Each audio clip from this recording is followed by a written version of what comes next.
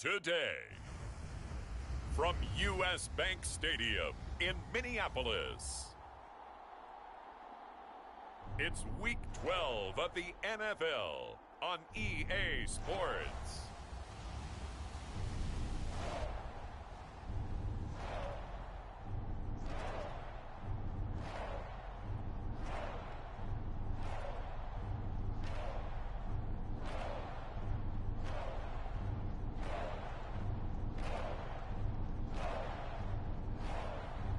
It's the Minnesota Vikings taking on the New Orleans Saints.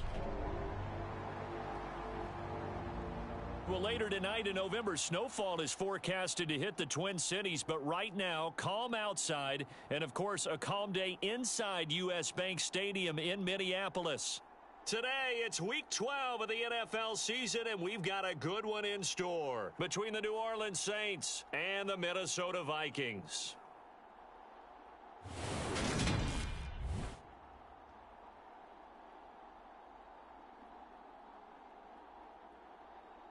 Hi again, everyone. Brandon Gaudin alongside Charles Davis. And Charles, you look at this Vikings ball club.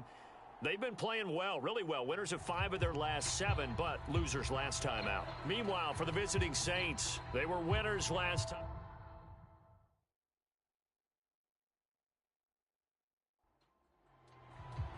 The final playoff push is upon us. It's Week 12 of the NFL season, and we're underway on EA Sports. And no run back here, so they'll bring it out to the 25. So here's the Viking offense making their way out. And leading them out there, their 6'5" quarterback. He had the numbers of a game last week that if you win, you talk about it being a gritty guy, managing the game, getting it done. But they lost. So obviously 2 interceptions, 1 touchdown pass, that's not going to be good enough. Got to get that changed around. They'll try and start this drive in the air. And incomplete to open things up. An incomplete pass leads to 2nd and 10 from the 25. They'll set up a throw.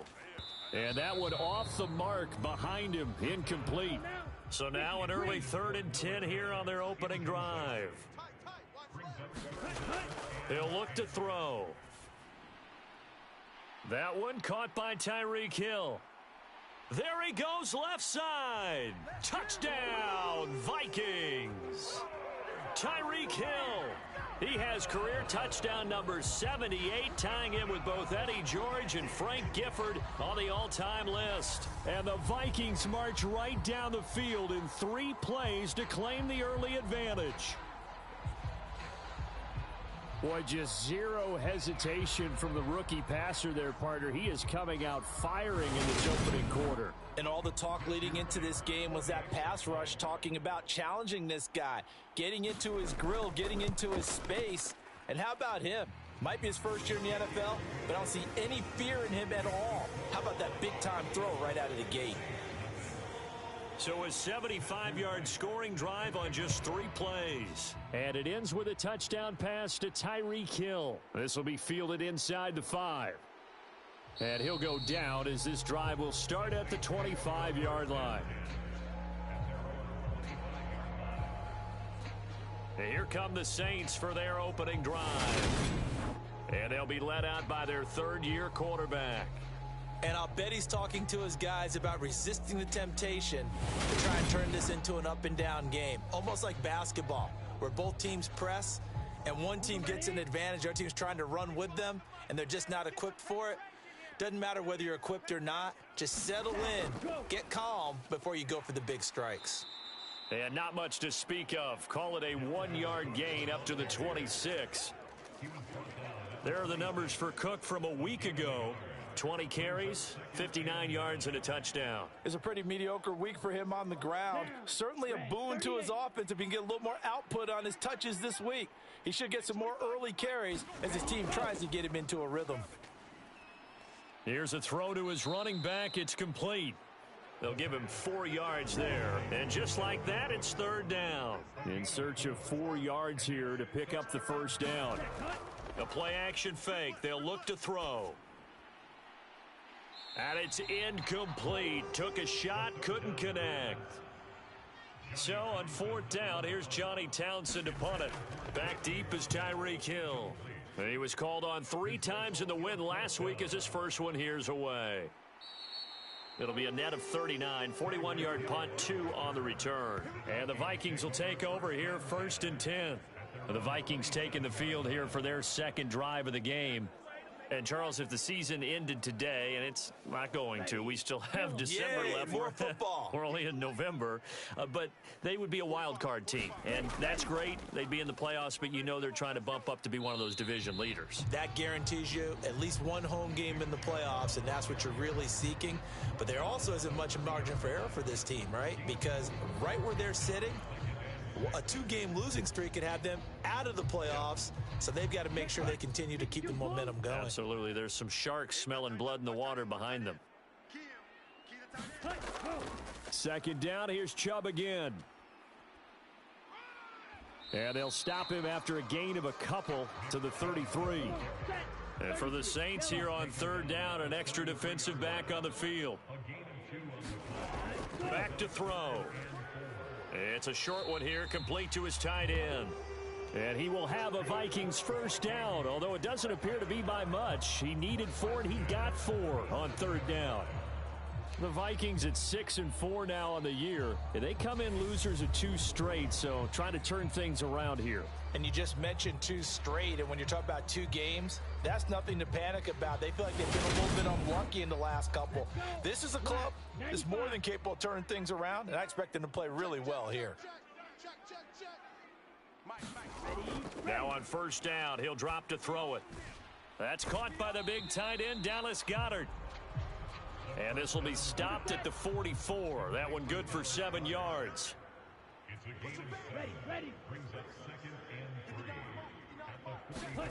Second and 3. That's complete to Justin Jefferson. 50 catches for him now on the year, and he's got a 1st down. Someone sharp in this game. I mean, a touchdown pass on the first drive and comes right back, and he's flinging it around really well here. Really nice throw there to pick up the 1st down. You kind of just feel a laser focus and confidence about him, and I think we saw that this week, didn't we? Talking to him and the coaches, they felt good about his performance coming up. Yeah, I was really impressed with that last practice we saw when they went through 2-minute drill, when they went through all the different situations. Ball hardly hit the ground, and I thought, yeah, he might be locked in for this one. Interior of that line blocked really well on that run, but also the 2 tight ends, they blocked well too. Not only have they scouted the line of scrimmage, with their agility, they can get upfield and hit moving targets like linebackers, defensive backs. They do a really good job helping out the running game. To the 36-yard line, stop there. The last run got 3. Now here's 2nd and 7.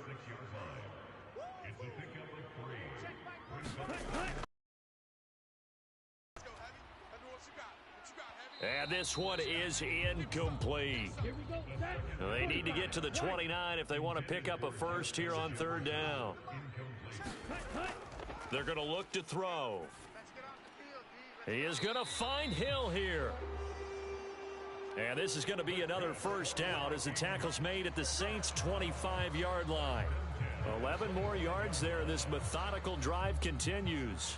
Well, as a coach, you absolutely love seeing your offense find their rhythm early, and that's exactly what we've seen so far. They had a touchdown on their opening drive, and now they connect here for another nice gain for a 1st down. This offense is moving the ball well, exactly as he drew it up in practice. Ready. Yellow, 22. You don't know no better. 45's the mic. I got you, boy. On 1st down, they'll run with Chubb. And he'll do a nice job here just to fight his way back to the line of scrimmage. Officially nothing on that last run. They'll try again 2nd and 10. And again, it's Chubb. And a strong run there as he'll maneuver his way down inside the 15.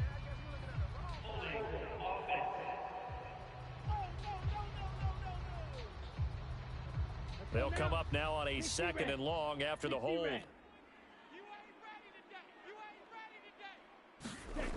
They'll look to throw here. Touchdown, Vikings! Tyreek Hill with his second TD of the game, his 6th on the year. And the Vikings are off to a 13-0 first quarter lead. Well, this has been a flawless start for them. They score, they get the stop, and they score again, Charles. Complimentary football at its finest. You just mentioned how they got it done. They scored. The defense got the ball back for them. They score again. That's the way you win ball games.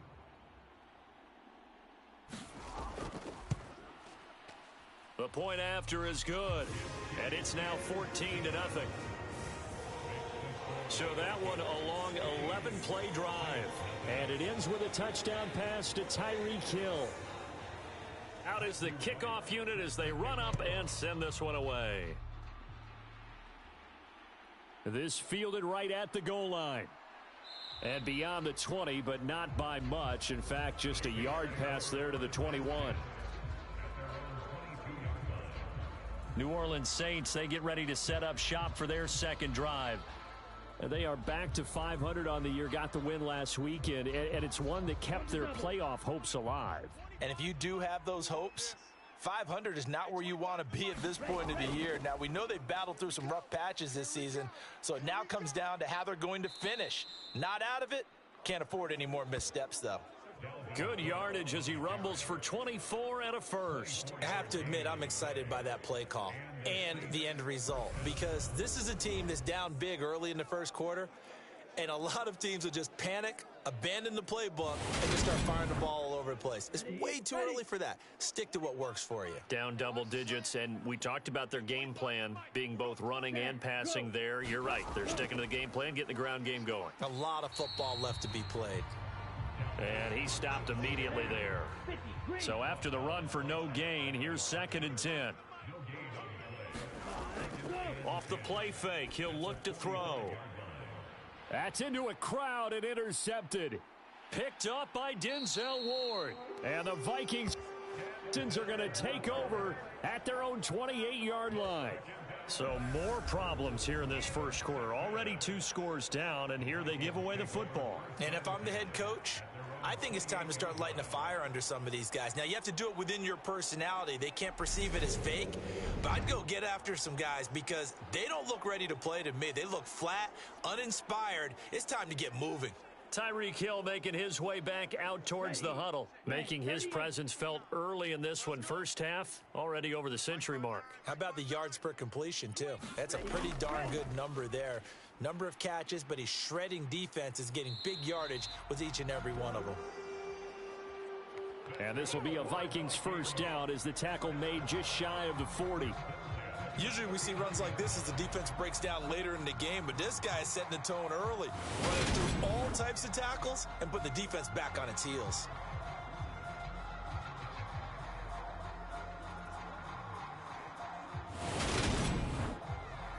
So from the 39 now, they'll come up on a 1st and 10.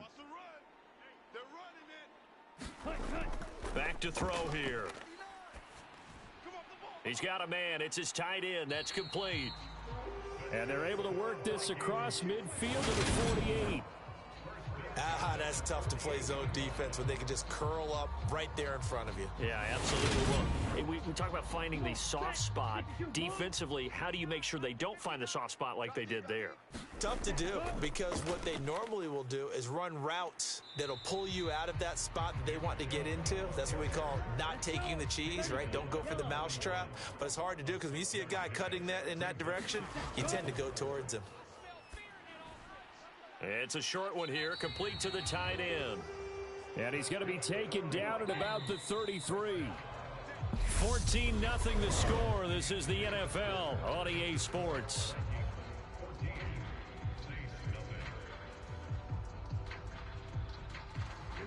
Here we go. Black, 95. Oh, yeah, I'm coming. 59 Mike, 59 Mike. Check. 59. Up the middle, it's Chubb. And a hard-working run here as he's got it inside the 20, down to the 17. 51 yards now on the ground on just 7 carries. We both know it's difficult, but they've made it look effortless out there. Through the air, on the ground, they've moved the ball with relative ease.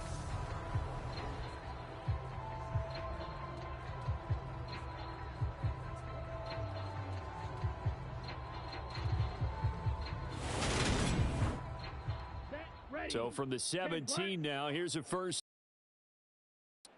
45's the mic. 45's the mic. They'll try the draw now with Chubb, and he'll be stopped after a gain of only a couple down to the 15-yard line. The last run good for 2. Here's 2nd and 8. Here's Chubb on the read option. And he's going to get it inside the 10 to the 7-yard line. The offense on 3rd down tonight, a perfect 3 for 3 as they look to keep that streak going. They're looking at 3rd and a few inches. Got an open man finding Jefferson. And the Vikings are going to be set up with a 1st and goal as they get the conversion there on 3rd and inches. Got to say, I was a little surprised to see him, Charles, come out in the shotgun on 3rd and less than a yard. Yeah, but the way the NFL is nowadays, we hardly ever see anyone really run for it on short yardage. So they're going to throw the football more times than not. That was a nice, easy rhythm throw right there, and they pick up the 1st down. They scored touchdowns on drives 1 and 2, and now they're trying to make it a perfect 3 for 3 to start. Chubb. Oh, he's going absolutely nowhere as he is hit behind the line.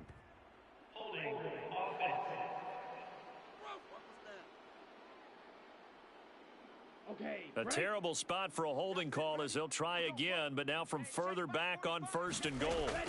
Following the penalty, it's Williams. And able to get him inside the 5 here, just inside the 5 to about the 4. A good pickup there, 7 yards, and it's going to be 2nd and goal now. A lot to praise on this drive, obviously. I know you're seeing what I'm seeing. Those guys up front, they're getting it done. Doesn't matter what play is called. They are handling their business at the line of scrimmage and dominating. And he'll get in. Touchdown, Minnesota. Javonte Williams, his 7th rushing touchdown of the year. And the Vikings take a 3-touchdown lead. So, Charles, that's 3 touchdowns on 3 drives, and it's just been an offensive barrage so far. Great word, partner, using barrage right there. I'm going to add another word if you don't mind. How about perfection? No surprise that they're leading right now. Absolute dominance throughout this ball game and no signs of slowing down. No going for 2. They'll kick the point after.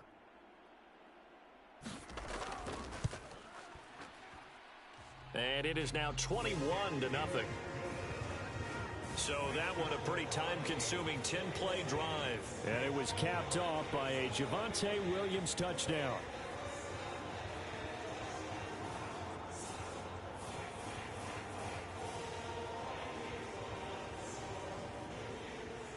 Minnesota's kick team ready, and the Vikings boom it away. Taken in at the 3.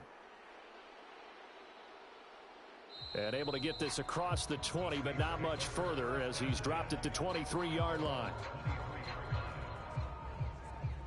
Out onto the field comes New Orleans. Well, CD, you kind of feel like they're in a bit of a danger zone right here because now you're down 3 scores, and I know we're in the first half, but the way this offense hasn't been able to generate anything, you feel like they probably need to get something going on this drive, right? Yeah. And he rifles one that's intercepted. And he will take this one home. It's a touchdown. An excellent play there, CD, on the pick 6. And I think were they a nickel? Did they have an extra DB out there? Yeah, Brandon, I think they were in standard nickel, not the Buffalo, as teams like to call it, meaning 3 safeties for big nickel. They just wanted to take away the quarterback's throwing lanes, and that's exactly what they did and came through with a big-time pick 6. Extra point attempt here still to come.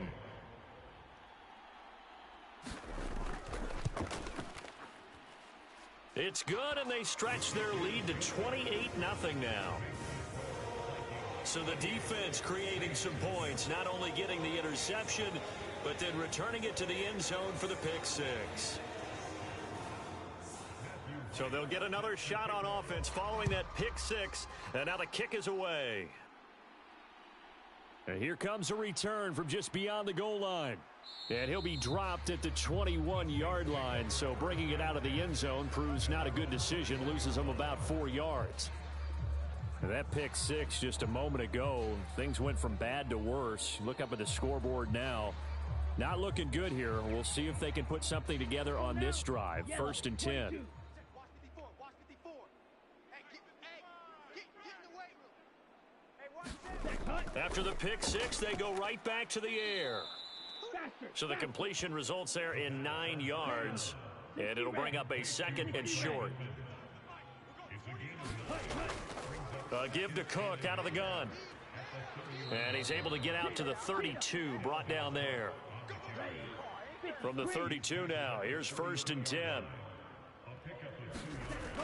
Again, it's Cook. And he is swallowed up right at the line of scrimmage. Officially no gain on the play, and it's 2nd down. We talk about defenders, specifically linebackers, keeping their eyes in the right spot. He had that eye down the entire time. And you know that's not easily done because they throw a lot of misdirection at you. They try and fool you and get your eyes in the wrong place. But you're right about that one. He correctly figured that one out and made a really nice play. On play action, they'll throw. Throwing right, and that's complete. And this is going to turn into another 1st down as the tackle is made at the Vikings 40. Well, they were in search of a short gain on 3rd down, and they wind up nabbing over 20 yards. Now, that's the kind of big play you'd like to see. This first half, it hasn't gone their way, and they could use a shot in the arm, something to perk them up a bit. And they get one here in the passing game. Coming for you, son. I'm coming for you, son. Hut, hut. 25's the mic. We're going 25's the mic. Let's go. Ready, go. They'll look to throw now on 1st down. And for the 3rd time here in this half, it's intercepted. Picked off by Caleb Farley. There he goes right side. And he will take this one home. It's a touchdown.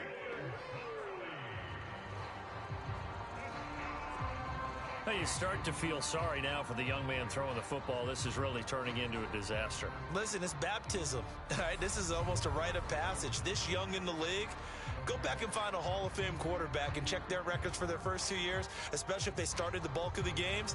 I bet you'll find double-digit interceptions on just about every one of them. They have to learn as they go along. Extra point forthcoming.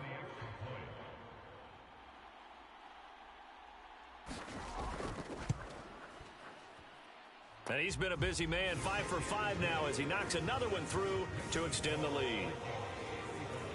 A heck of a play there defensively, getting the interception, navigating his way into the end zone for the touchdown.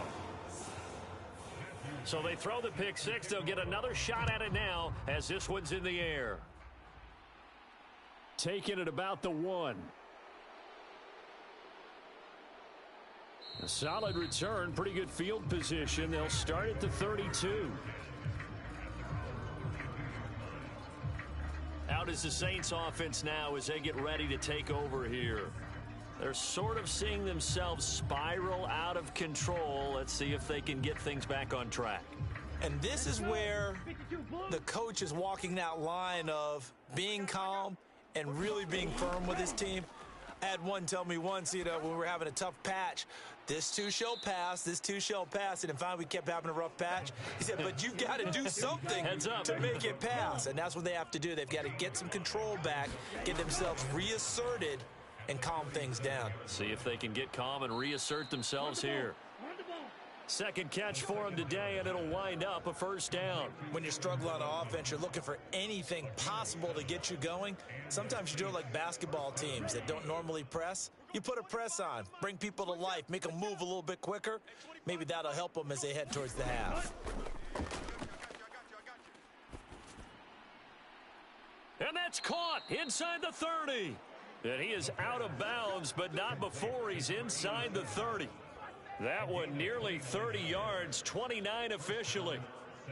And I don't think there's any question that this offense is going to need to hit on a few more plays like this. It's been a difficult first half for them, to say the least.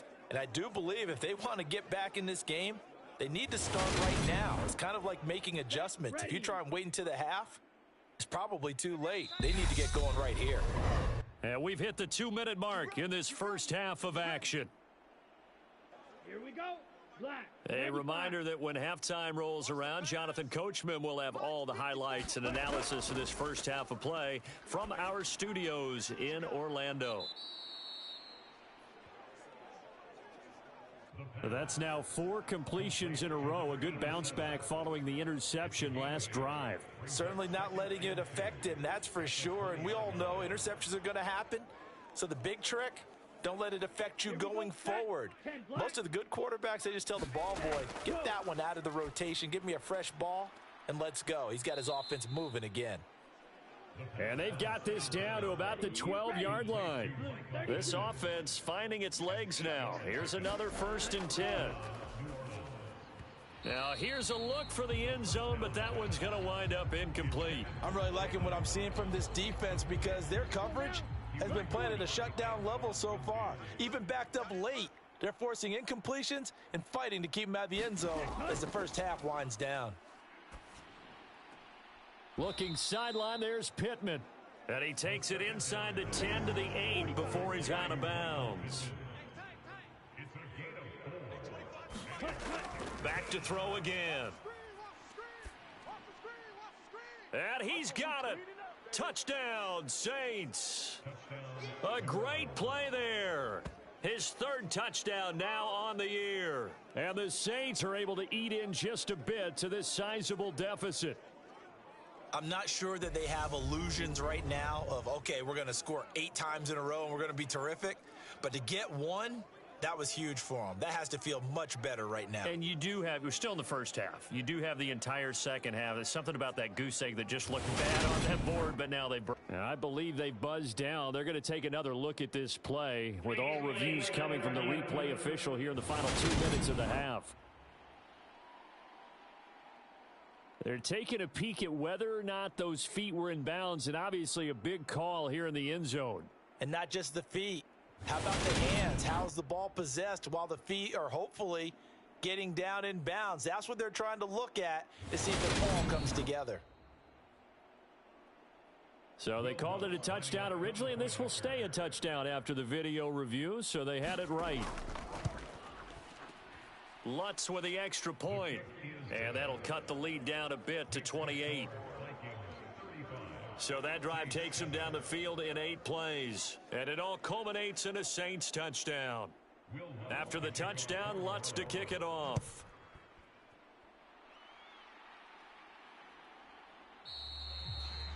No run back here, down to a knee, and this drive will start at the 25.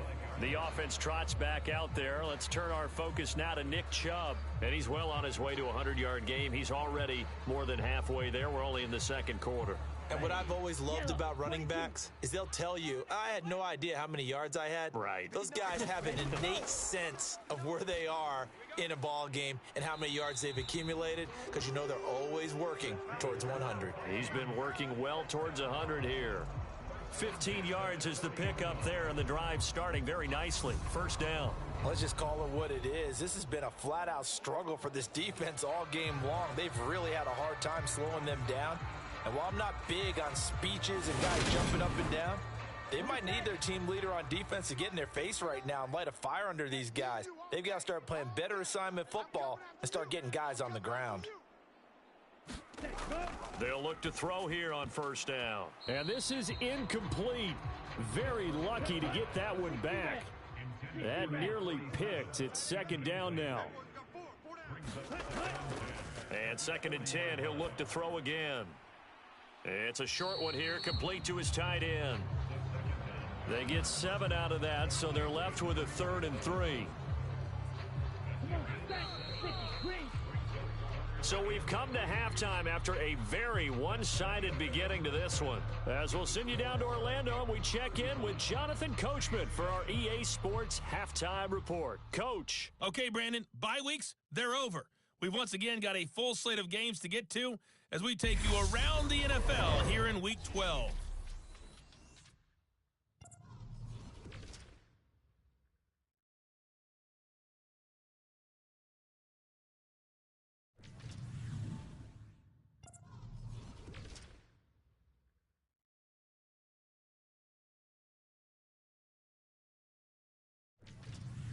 Lastly, let's check on one final game for you.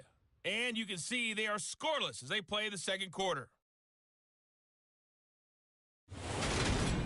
Meanwhile, our race, very one-sided to this point. And for the call of the second half, let's get it back to our commentating team of Brandon Godden and Charles Davis.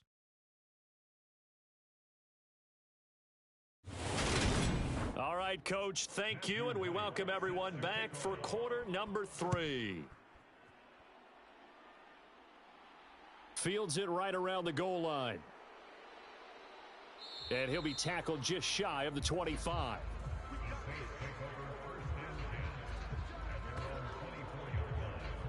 Here he is, the man taking the snaps under center, heading out for the next possession. And he's got to be wondering what happened in that first half. 3 interceptions, very uncharacteristic. And even the great ones go through phases like this, like what we just saw. And most of them, they have such a mental capacity. And his pass is intercepted for the 4th time today. Picked by Antoine Winfield Jr. And the Vikings are going to take possession of the football. That one is going to sting. First play of the 3rd quarter and a turnover. And you have to know that at halftime, they spent a lot of time going through their checklist of what they wanted to accomplish to start this 3rd quarter. Turning it over like this was not on that list. Not at all. You come out of the locker room trailing, so that first drive to establish momentum is very key. Crucial. So 1st and 10, and if they score on this drive, might have to start digging into our second half blowout material. They go up the middle with Chubb, and he'll manage to pick up about 4 at 2nd down. The run got 4. Now they deal with a 2nd and 6. They'll drop to throw. That's out to Hill, right side complete. And they're going to get this down inside the 20. They'll need 5 on this play to move the sticks. Looking to throw. Throwing middle, and it's complete. And oh, he's just going to be short here, barely. Maybe by a half a foot. It'll be 4th and inches. Excellent job there defensively. Gave up the underneath to the tight end on 3rd down, and they made sure that they did their job. Got him on the ground and prevented him picking up a 1st down. Now the Vikings will send out the special teams crew here for a field goal try. This from 32 yards away. And his kick is good. And that will extend their lead even further.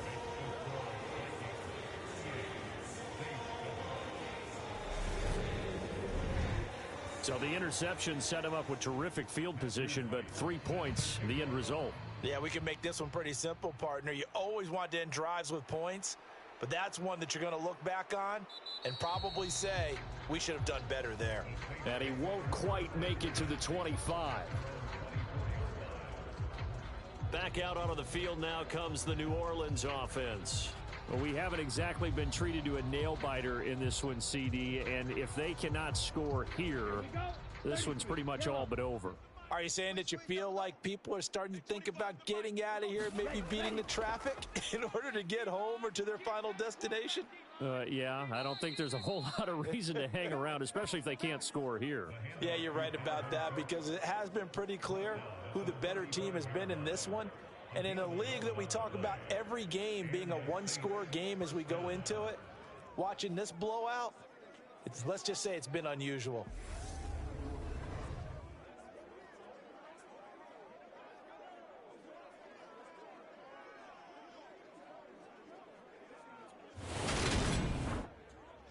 Ball up to the 35 now as they come up on 1st and 10. They run it again with Cook. And he's tackled a yard short of the marker. Good gain of 9 on 1st down. The last run got 9. That leaves him with 2nd and a yard. Here's a play fake as they set up to throw. He's going to launch this thing way downfield. And that's going to be incomplete. Good effort there trying to take a shot, but it's 3rd down. They tried to throw on 2nd down, unsuccessful. Now it's 3rd and 1. They'll run it. Here's Cook. And he's got the 1st down yardage before being taken down at midfield. 53 yards rushing now on 8 carries for him so far. On 3rd down, that's a good job of situational football and understanding where the 1st down marker was and getting there.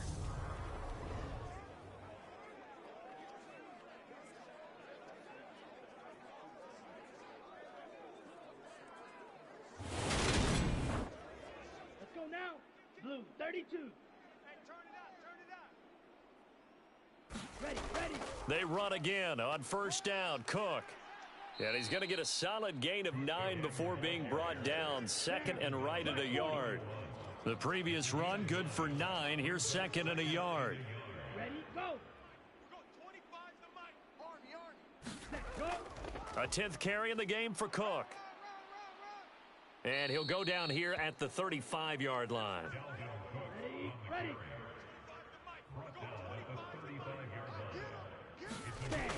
Now they'll switch it up here and look to throw. Pressure coming from the Vikings, and they get there and bring him down. Daniil Hunter coming in for that outside linebacker spot, and he buries it for a loss of 7. Well, they got a takeaway on the last drive with an interception. How about this sack as a terrific follow-up? And that keeps pressure on this offense, and it could force them into more rush decisions or another turnover. Ready. Now, following the 45, sack, right. they'll look to make amends on a 2nd down and 17. Cut, go. Up the middle, it's Cook. And that play going absolutely nowhere as he's belted before he could get out of the backfield. He'll wind up losing 3. And now it's 3rd down. Well, that's not an easy play for a defensive end because most of his responsibility has him getting upfield and working, but how about his vision to see where the play was going, crashed down inside, and tackled him for a loss. Need something from deep in the bag of tricks here after 1st and 2nd down went backwards. It's 3rd and very long. Hut. Watch the run. Ready, go. He'll drop to throw. And this a leaping effort, but it's knocked away and incomplete. Here now, Johnny Townsend, as he'll kick it away for the 2nd time. And the punt over the side in the air, and the spot will be inside the 35. So here are the Vikings to take over. They lost 2 straight coming in, but good news for them right now. They've got the lead and the football. Ready, From the 32 now, here's 1st and 10. Hey. Check 45. set, go. They'll come out throwing here to start the drive. And this will be incomplete. Physical play on the football there, and it's 2nd down. Glad to have you with us from Minneapolis. 3rd quarter here, 2nd and 10. And he can't escape, and down he goes. It'll go in the books as a 7-yard loss on the sack, and it's 3rd down. This guy is in a zone. Remember, he had a sack hat trick last week. That got him NFC Defensive Player of the Week. Another one right here. I love how you phrased that, in the zone, because I'm a firm believer that like a running back, like a quarterback, when guys get hot and get locked in, the same thing happens for guys getting sacks. Their moves are working, and they're getting home and putting guys on the ground. Now on 3rd and long, they'll look to throw. It's a short one here, complete to the tight end. And he'll be brought down at the 34, well short of the 1st down marker. So the completion results there in 9 yards. And that's going to bring up a 4th down. Brandon, a good idea there on 3rd down. Run a little clear out and hope you can get your receiver the ball coming across the formation. Nice design, but well played defensively, and they stop him well short. The Vikings send out their punter. And the way this offense has moved the ball, he hasn't been needed till here in the 3rd. He punted 3 times in the loss last week as he sends this one away. A 40-yard punt, no return. And the Saints will take over with a 1st down and 10. The New Orleans offense set to take over. Well, this has been a tough one for them, Charles. They've struggled really on both sides of the football. And one thing that's really plagued them, the turnovers. They've had issues keeping the football in their possession.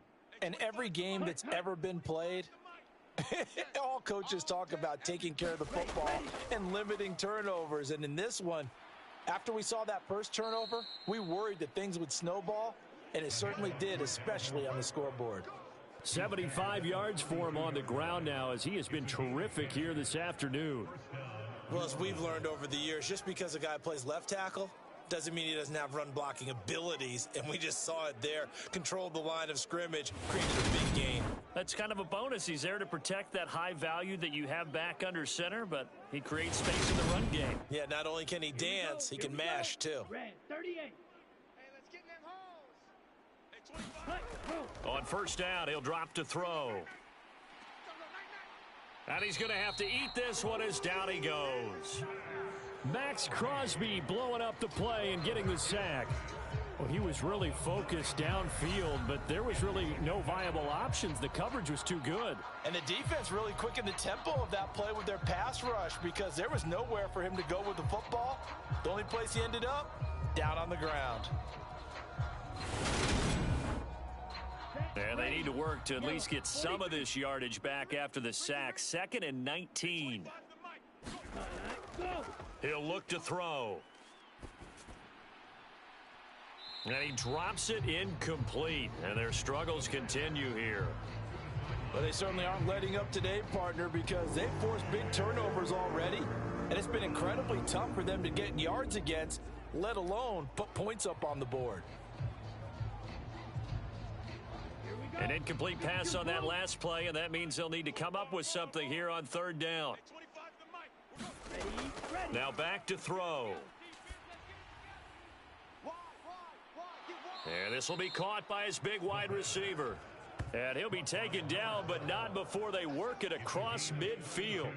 A real letdown defensively. That was 3rd and a bundle, but they allow the conversion. Now look, you're not going to be able to get this all back at once, but that certainly helps. So you're saying 3 yards in a cloud of dust, not the strategy?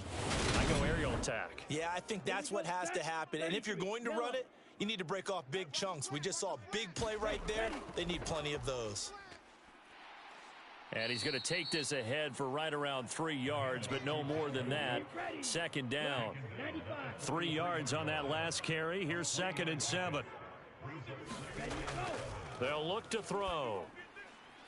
This one complete to Jalen Waddle.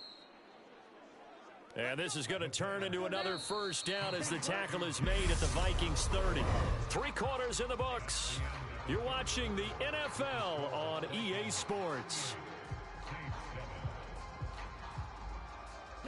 So 1st and 10 now from the 30.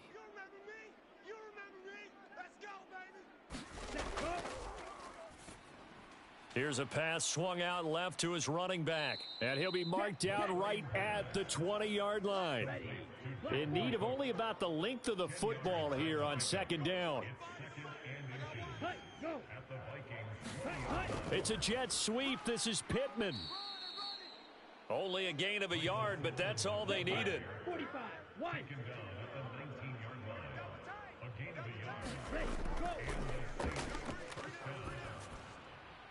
Oh, he's able to outmuscle him here as he pulls it in.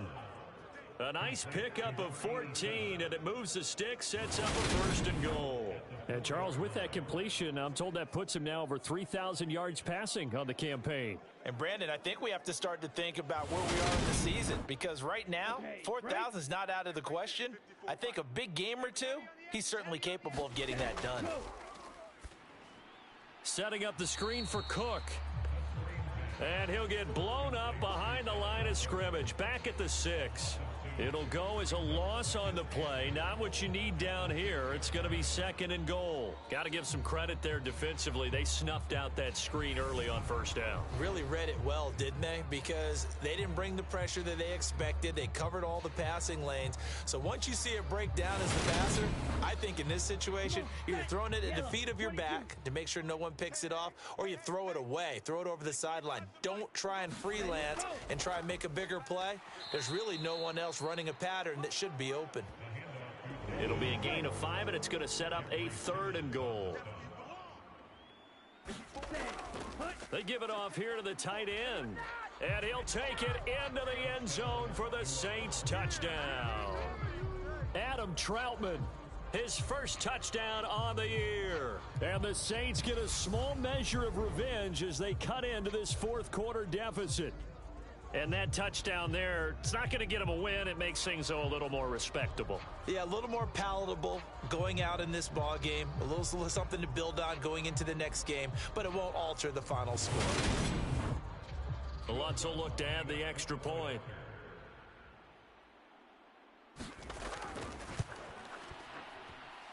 And the lead is down to 24. So that drive, 12 plays in length, and it's culminated by a 2-yard touchdown run.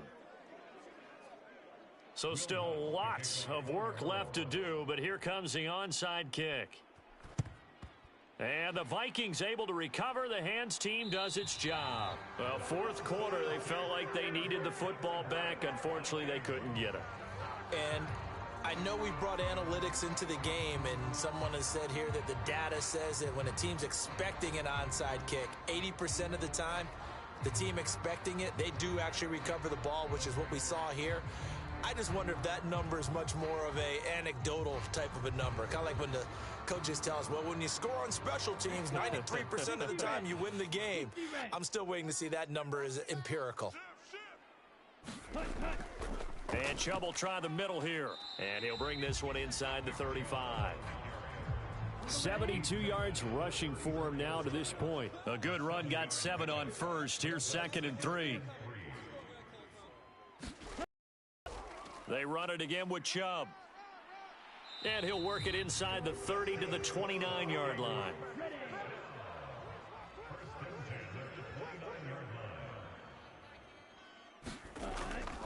A give. This is Chubb. And not a whole lot of room to operate there on the first down run. He gets maybe 3. Balled it to 26. 2nd and 7. A give running right is Chubb. And he'll be brought down inside the 20 at the 19. That one, a first down pickup of 8. Well, that's a carry they have to be satisfied with. And throughout this game, they've been satisfied with what he's given them. Whenever they've needed a big run, a first down, he's the guy they've turned to. And it doesn't matter what the defense thinks. They feel like they've got the confidence to keep handing it to him and keep picking up good yardage. Handoff comes to Chubb. And he gets it down close to the 10-yard line. A solid run on first down. Gain of 7 leaves him with a 2nd and 3. Ready. 38.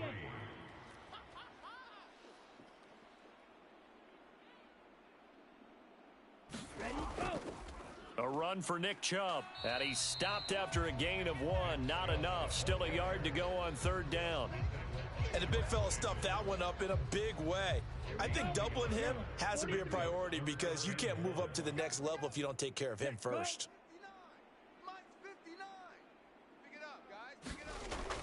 They'll look to throw for it on 3rd and 1. This will be caught at about the 6. And it looks like he'll be just a yard shy of the 5 here as he's out at the 6. So the Vikings in possession of the football as we get you reset. They've got it 1st and goal in a game that appears to have already been decided.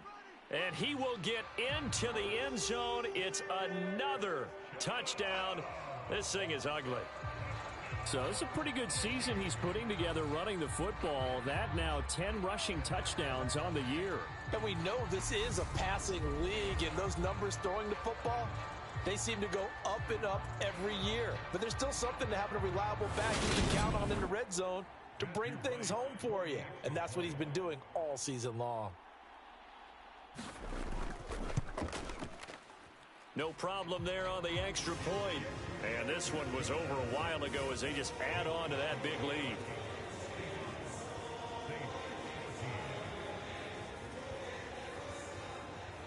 Set now to kick this one away, and off it goes.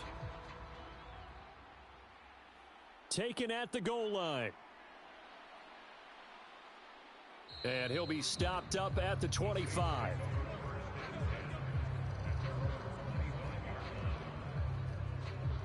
Out onto the field comes New Orleans.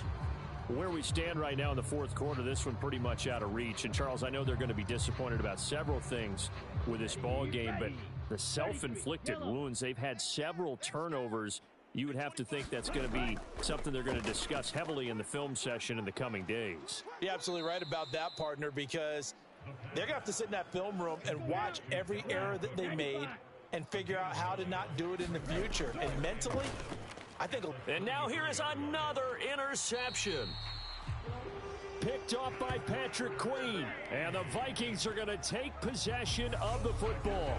Well, they've got the huge lead. Now they have another interception on the defensive side. Seems like everything they touch in this one, Charles, turns to gold. And they have to be awfully happy right there to get what appears to be one more for the road. It helps seal away one of their best efforts of the season. From the 32 now, here's 1st and 10. On the ground, it's Chubb. And he'll go down at the 26, following a gain of 6. 6 yards on that last play. Here's 2nd and 4.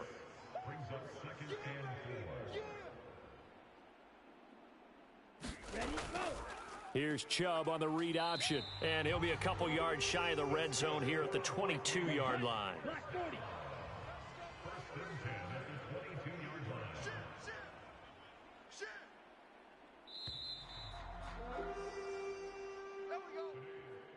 Charles, a lot of happy faces heading into the tunnel as this one ends, and understandably so. Not only did they get the win, but, boy, their offense was on fire in this ball game. And, partner, I have no idea what the top speed is on one of those high-end sports cars. What's the top gear you can get into? This offense, they certainly were there in this one, huh?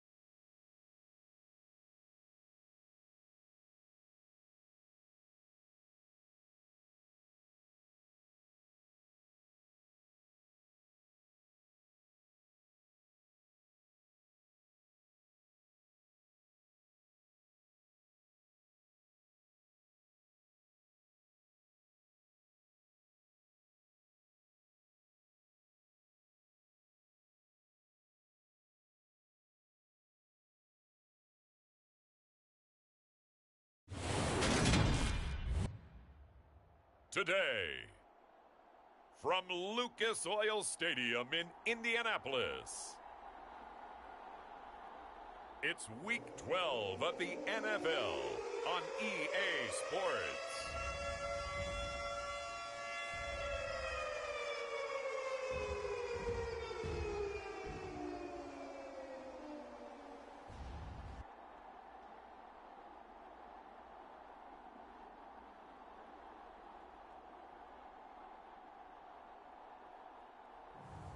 Tom Brady and the Indianapolis Colts taking on Patrick Mahomes and the Kansas City Chiefs.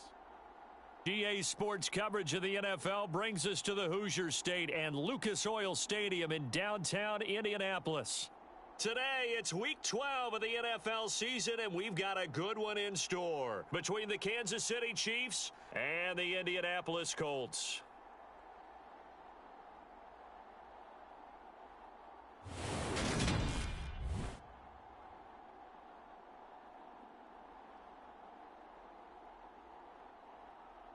With Charles Davis, as always, I'm Brandon Gaudin. Charles, you talk about storylines in this one. I think it begins and ends with our two quarterbacks. Certainly.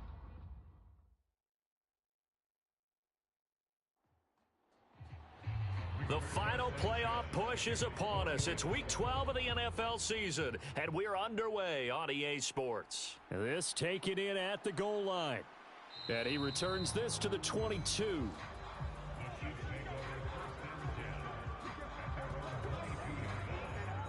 The KC offense set to go, led as always by the gunslinger, a former MVP in this league. It's Patrick Mahomes. And the numbers were not pretty. I mean, they don't look right. When you throw 2 interceptions, no touchdown passes, there's no way to really make that work. but I thought there were a lot of positives in watching his game tape. I think he's close to putting out a good performance. Let's see if he can flip those numbers around in this game. And, of course, rally his team to a win. Mahomes not wasting time. He'll throw. And his first pass is incomplete. An incomplete pass on first down. That leads to a 2nd and 10. Mahomes going to throw. Man open, that's Marquez Valdez-Scantling. And he'll be taken down, but not before they reach the 50. The catch and run pays off for 29 yards. They sure put the coverage guys in a stress on that one. They thought they were going deep. Ends up curling inside for a nice chunk of yardage.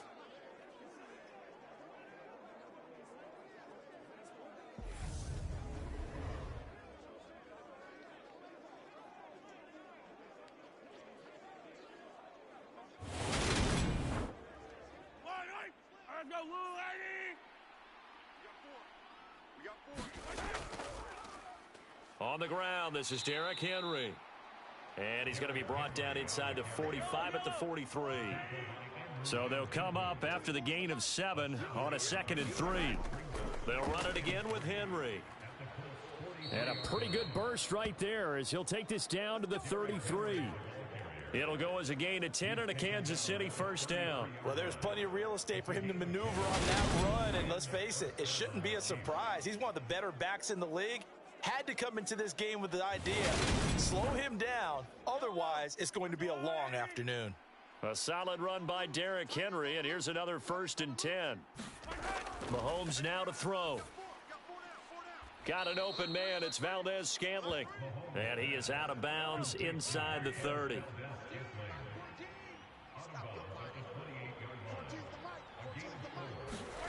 Throwing again on 2nd down.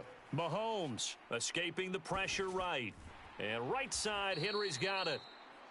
And he's going to get this down near the 25. And they're getting him involved early. You feel like they saw something on tape, or they just have a sense with him because he's had a good week of practice or something in that area that they want him involved. Just as you said, they want him to touch it either in the running game or the passing game, but they must like the matchups they're getting. They'll go with a touch pass here, trying to pick it up. And he won't be close to a first down as he runs into a wall right around the line of scrimmage. A nice play design there with the touch pass. Looked good at the start, but bottom line, the defense was ready. And they did a nice job scouting, didn't they? Not just scouting, but now executing once they saw the play for real after having worked on it all week in practice. They drilled on the play, then they drilled him.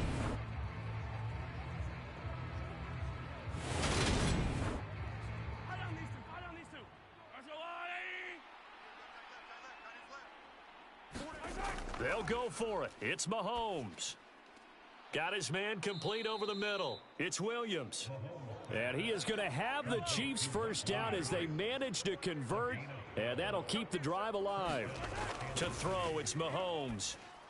Got a man open. It's Ross. And he's going to be marked down just outside the 10.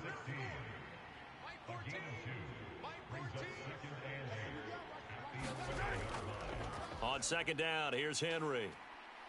And they'll lose yardage here. They go backwards to the 13-yard line.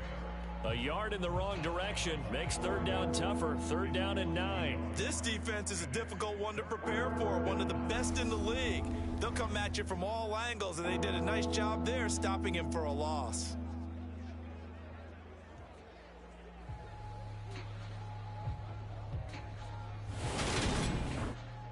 It's been a pretty long opening drive. This will be play number 11 coming up on 3rd down.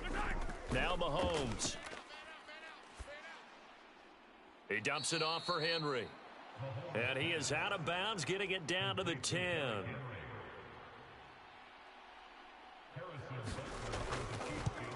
Butker's kick here is good. And the Chiefs are out to a 3-0 lead.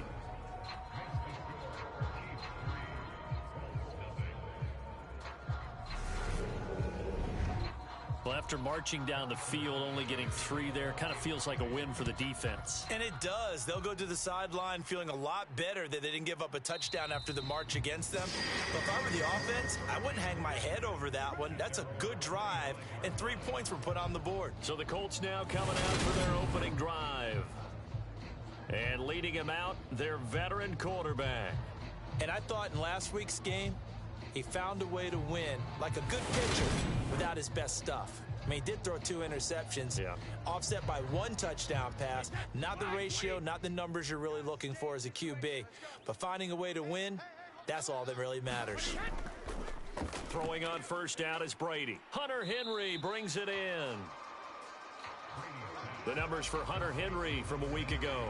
8 catches, 68 yards. And he's able to pull that last pass in, but this is usually a pretty tough unit to try and maneuver against. They're in the top 10 in the league against the pass, and you and I both know there's not much difference between 1 and 10. Meanwhile, Brady's throw into the hands of Henry here. Second catch for him today, and it'll wind up a first down. The Colts at 7-3 now on the year, and they come in feeling pretty good after back-to-back victories, CD. And I thought that they played pretty well last week. Their execution, their discipline, their resilience, all on display in that victory. Brady's throw there complete, and he goes out of bounds. It looks like right at the 50.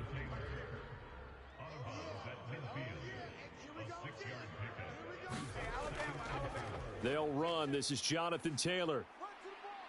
And a pretty good burst right there as he'll take this down to the 33. It'll be a gain of 17 and an Indianapolis first down. That was good, tough running right up the middle. And if the defense can't penetrate and make him slow his pace or change direction, that's often the end result.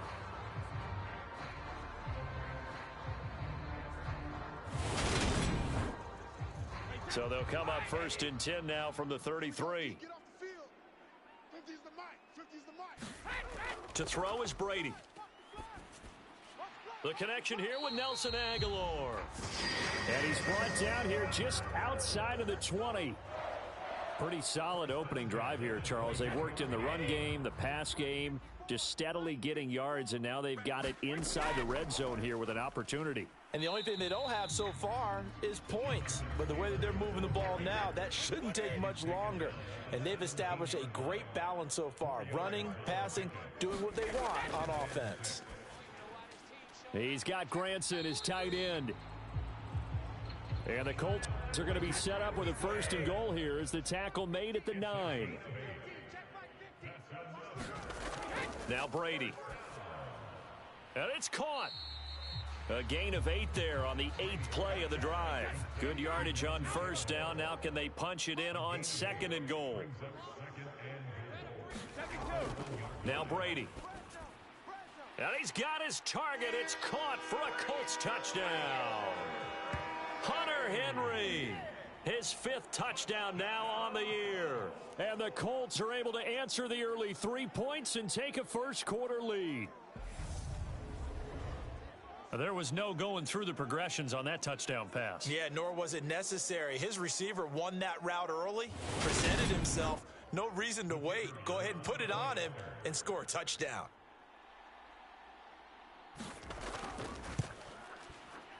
Point after, right down the middle. And that makes it a 7-3 lead. A good drive that time as they go 9 plays in all. And it culminates in an Indianapolis touchdown.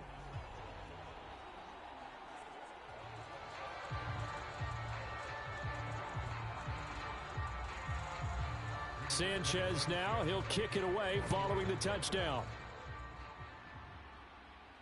Taken in at the 3. And they'll start this drive just across the 30. Pretty nice work on the return. The Chiefs offense about set to begin this drive. And last time they got 3 points, but it was a chip shot field goal. And when you go to the sideline after a chip shot field goal, maybe the offense not too happy. It's a balancing act, isn't it? Because you're exactly right. They're none too pleased that they didn't punch it in for 6 points. But they also have to remember they did put points on the board. 3 points is 3 points. And in this league, you take points when you can get them. Not easily done. Second down and 3. Here's Mahomes to throw.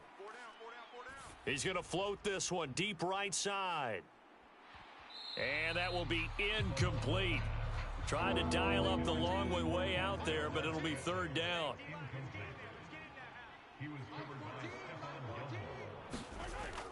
They'll try to run for the first with Henry. And he will have first down yardage as he's brought down at the 41. Only 3 there on the pickup, but that's enough to move the chains. We all love to have a home run hitter in the backfield. Guy who can take him the distance. But in short yardage, trying to pick up first downs, that big guy, oh, he's a nice luxury to have, isn't he?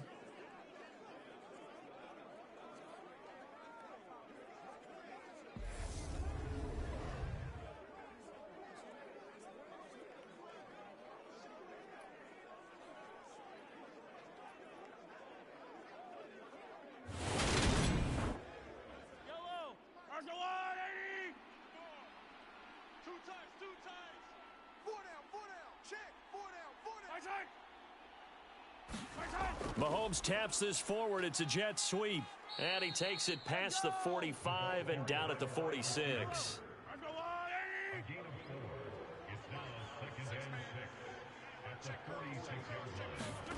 To throw on 2nd and 6. Mahomes. That's caught by his tight end, Gerald Everett.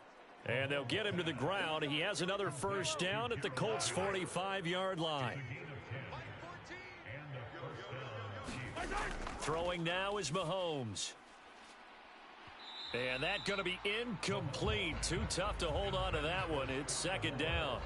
They went with a dime look on defense. 2 extra defensive backs on the field and covered up essentially every blade of grass. That allowed them to disrupt the play. Henry up the middle. Powering forward. And he gets this inside the 35-yard line.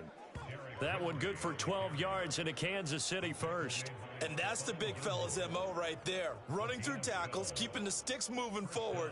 This defense, if you don't bring 11 guys to the ball to try and get him on the ground, he's going to keep making runs like that. I feel the press box shaking every time he touches the rock.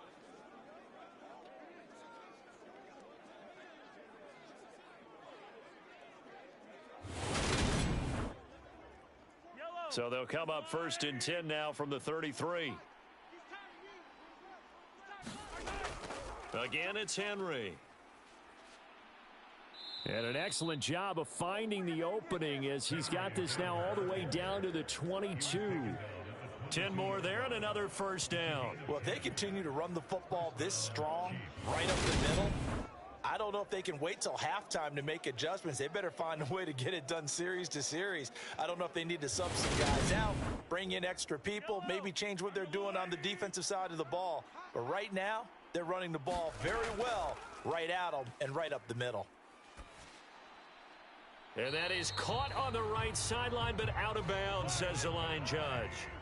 The throw took him a little too far. It's 2nd down.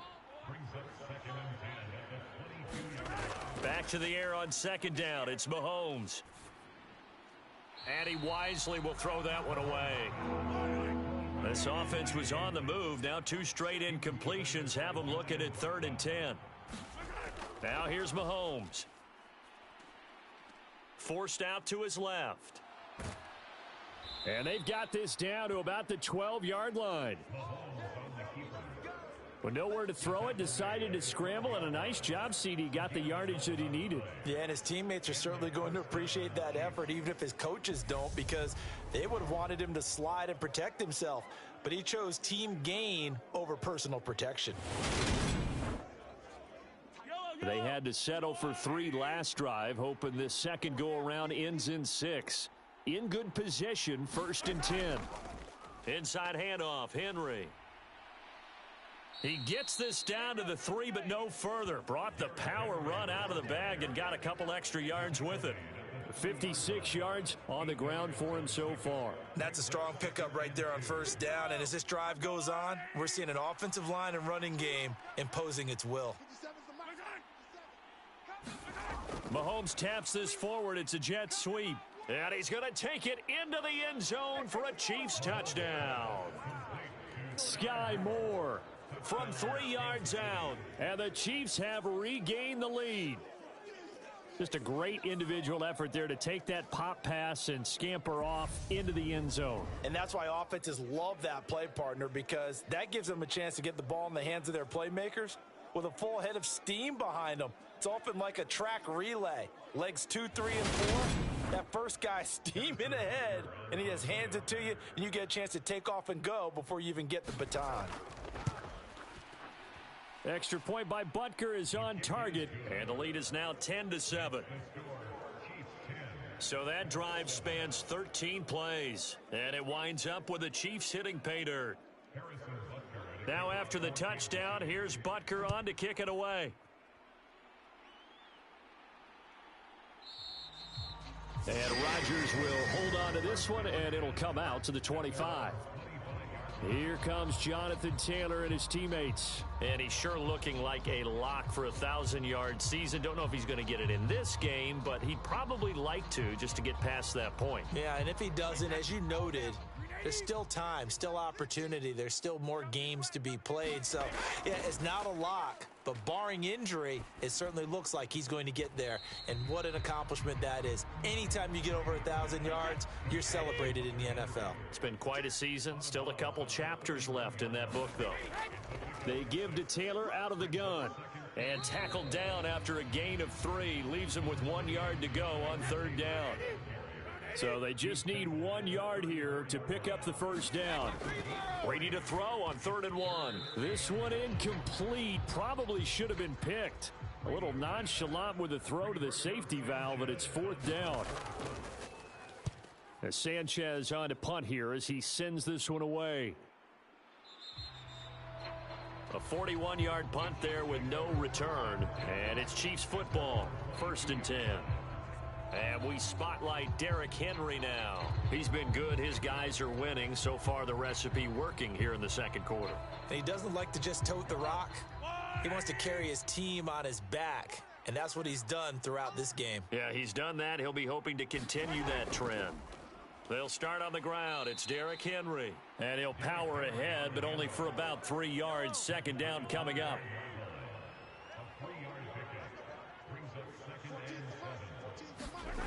Looking to throw is Mahomes. It's a short one here, complete to his tight end. The offense on 3rd down, they've hit 2 for 4 thus far. Here it's 3rd and 2. 10th carry now for Derrick Henry. And he gets it to the 34, good enough for the first. A 3rd down gain of 3 yards, and that'll be enough. We tend to give those running backs that are slashers a lot of credit, but how about guys who are maulers? Because that's what you want in short yardage situations, and we just saw that occur right there, didn't we? Vertical, downhill running.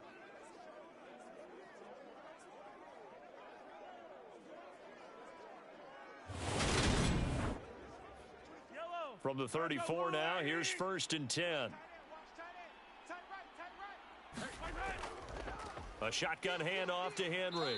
And he'll power ahead, but only for about 3 yards. 2nd down coming up. 2 minutes remaining in the first half. 10-7, our score. This a 2nd and 7 from the 37. Play action. Now it's Mahomes. This one is caught. It's Moore. And they'll get this down to around the 47-yard line. Good, strong throw and catch right there. And so far in this game, the alleys have been open for them to get completions, and they're taking advantage of it.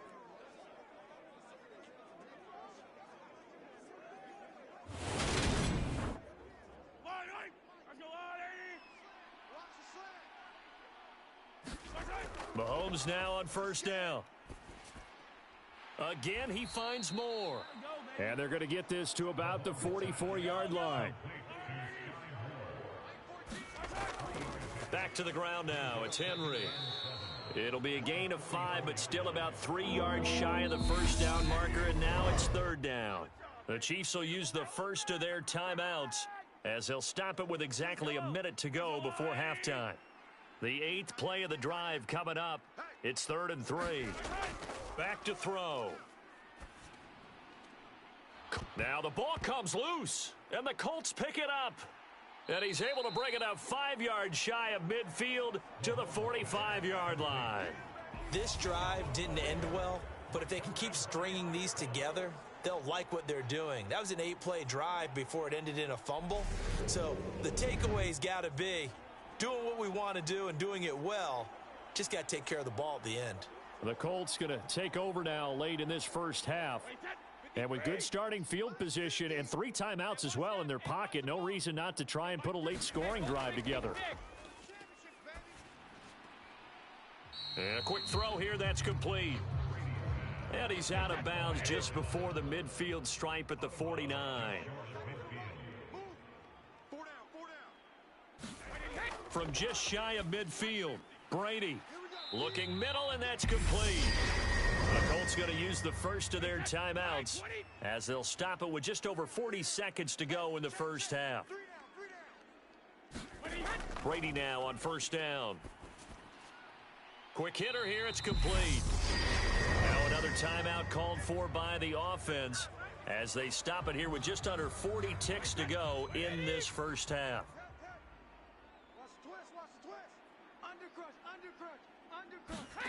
On first down, Brady. He completes it to Henry.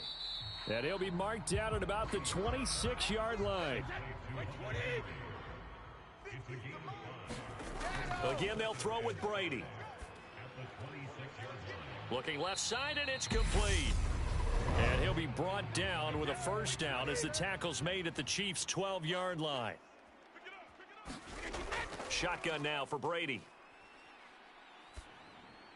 Over the middle, that's caught by Taylor.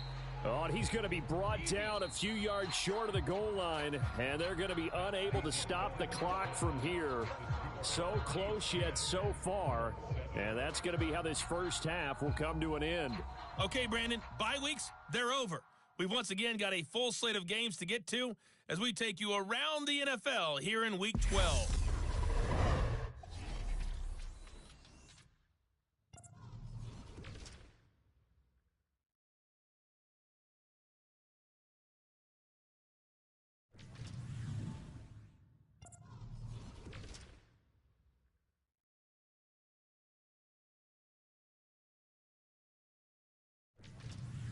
Lastly, let's check on one final game for you.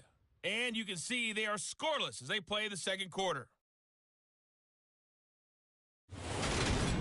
Meanwhile, in our game, it's been a defensive struggle. Which offense can break through in the second half? To find out, let's hand it over to our broadcast team of Brandon Gotten and Charles Davis. Okay, Coach, thanks as always. This one's still anyone's game as we welcome you back for quarter number 3. Taking it about the 1. And they'll start this drive just across the 30. Pretty nice work on the return. Out come the Colts. They'll have it first here to start quarter number 3. Charles, it'll be interesting to see what adjustments this offense made in the locker room. Haven't really been able to get anything going offensively, virtually nothing in the ground attack either. So certainly something has to change here in quarter 3. And I'm pretty sure their friends from the defensive side of the ball told them exactly that, because those guys, the stop troops, they've been playing pretty well. They've kept them around in this game. Now, they've got some time.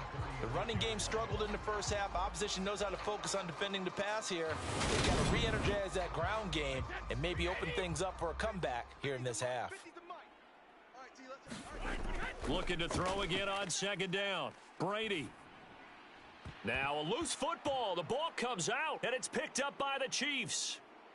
And he's able to get it back to the 41-yard line.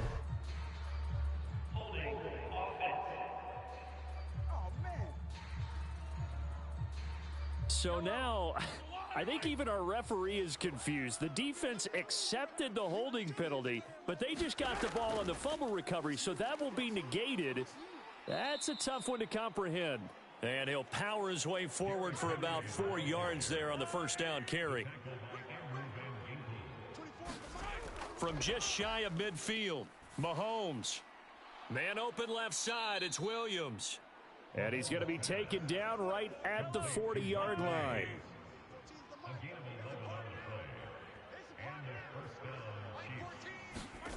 On play action, it's Mahomes. Now he's forced out left. And the timing a bit off that time as that one falls to the ground. So now 2nd and 10 after the incompletion on first down. From the gun, it's Mahomes. He'll find Williams on the slant. And they'll get him to the ground. He has another first down at the Colts' 27-yard line.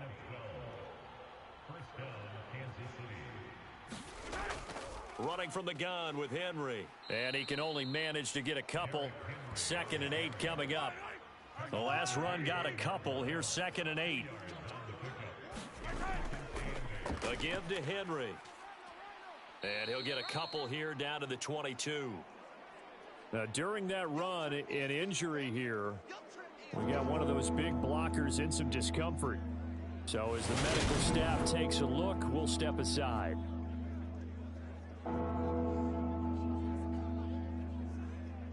Play number 7 now coming up on the drive. 3rd and 5.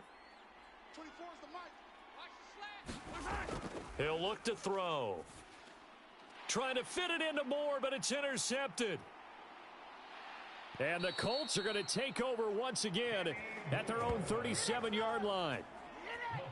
So this offense moving the ball well, trying to open up a 2-score lead here in the 3rd quarter, but now potentially a play that could have big ramifications. Yeah, you've driven the ball down the field. Things are looking up, but it takes just one bad decision to throw things off the rails. Now the Colts offense gets ready to head back on the field. Their defense has done the job. Now it's the offense's turn as they've got it 1st and 10. They'll run with Taylor to begin the drive. And nothing much materializing there on the first down run. He'll get a couple, and that's it.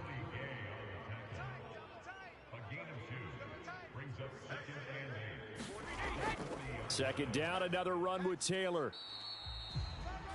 Give him 3 on the run there. Now they're looking at a 3rd and about 5. Working from the gun, it's Brady. Open man is Taylor. He's got it. And he is going to have a Colts first down as they're able to get the 3rd down conversion. But they certainly had success throughout this contest, getting him the ball in the passing game, and there he picks up another first down. Whatever they saw going into this one, they've been able to capitalize on it, and no adjustment has been made to take it away. Alabama, 380. Double tight, guys, double tight. 4 down, check. 4 down. Brady now on first down. Oh, hit as he throws there, incomplete. Brady's incompletion on first down leads to a 2nd and 10. Looking to throw. And this complete to Henry over the middle. And he'll be brought down with a first down as the tackle's made at the Chiefs' 27-yard line. Another good reception there. The Colts on the march. And that's a more than acceptable read right there because it's zone coverage, so timing is everything. This time he waits for his man to come open, puts it right on him, and they pick up a first down.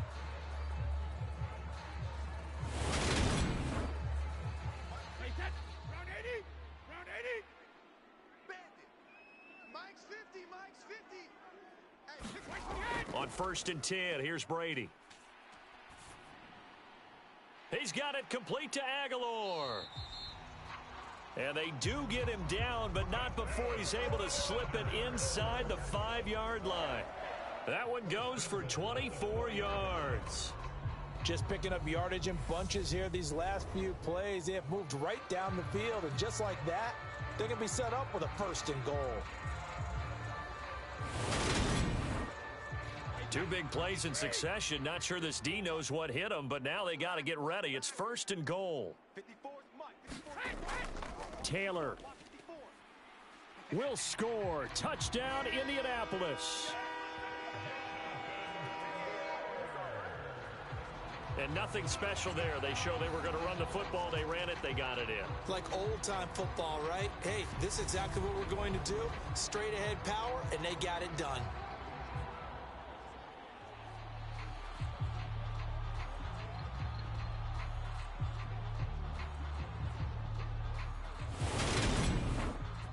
Now the try here for the extra point.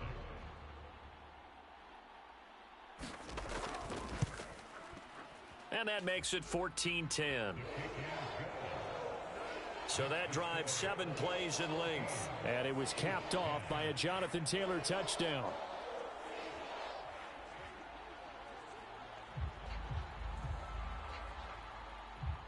Sanchez now, he'll kick it away following the touchdown.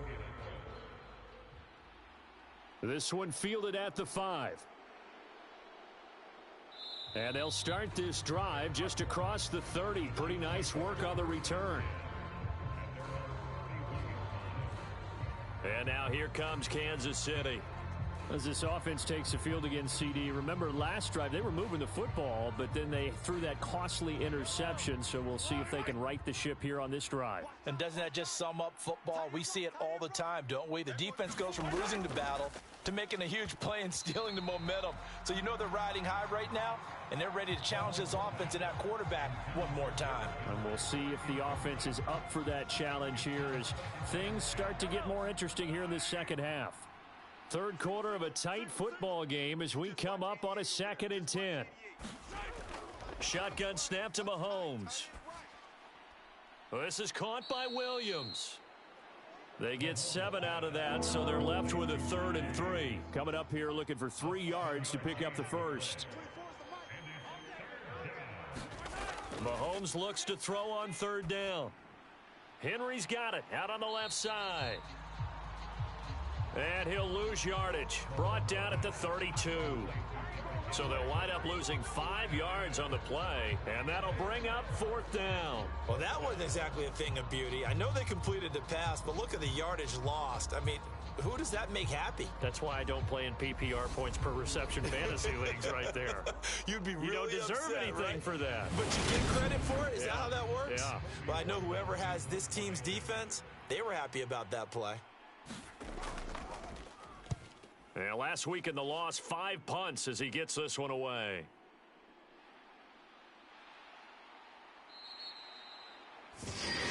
It's a return of 4 following a 42-yard punt. And the Colts will go on offense here, 1st and 10. So here are the Colts to take over. They've won 2 straight, and they lead this one as well as they come up on 1st and 10.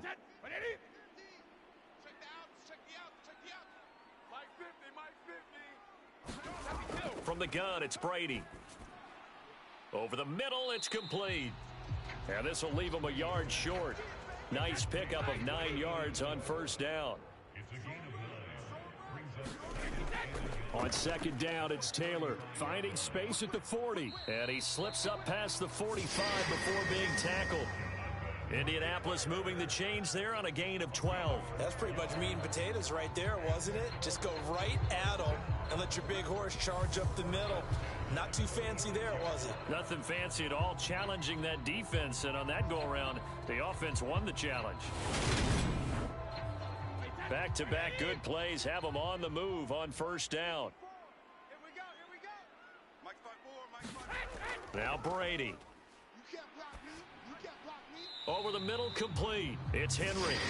And he's going to be taken down right at the 40-yard line. And defensively, they were in zone coverage there. Do you have to be a little careful you're losing playing against a good quarterback like he is to not play too much zone? Yeah, you have to be careful about how much time you're giving up. I think it's a good point you just brought up. So maybe if you still want to play zone, you go to a zone blitz scheme.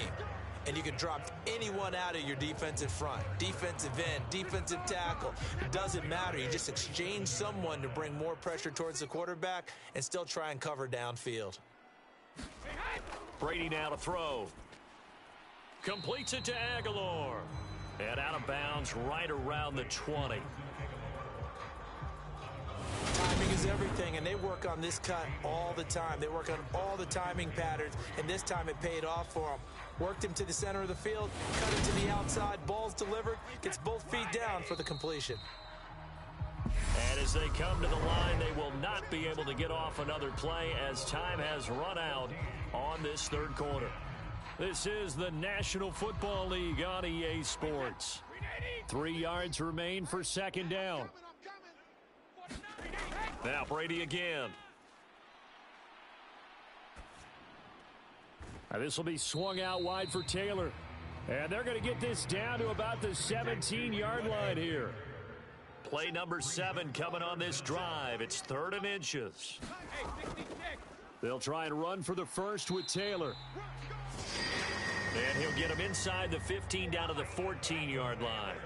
4 yards on the pickup, good enough to extend the drive. How about this offensive line? They're really starting to establish themselves, take over this game. And before the series began, I know exactly what was said in the defensive huddle.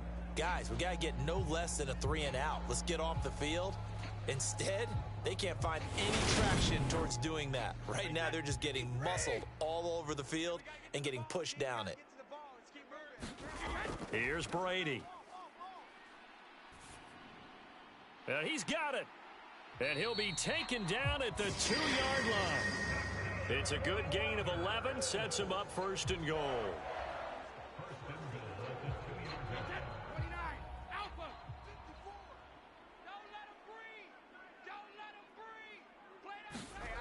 On play action, it's Brady.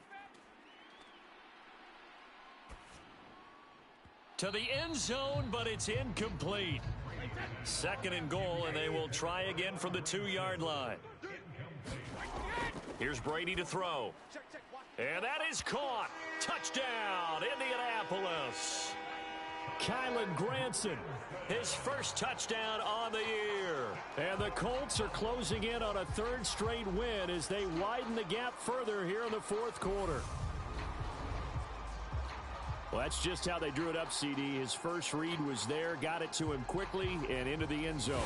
Absolutely excellent execution by all involved. And the coordinator, got to give him credit, found the perfect play call. Quarterback let it fly as soon as the target came free, and his guy made a nice catch.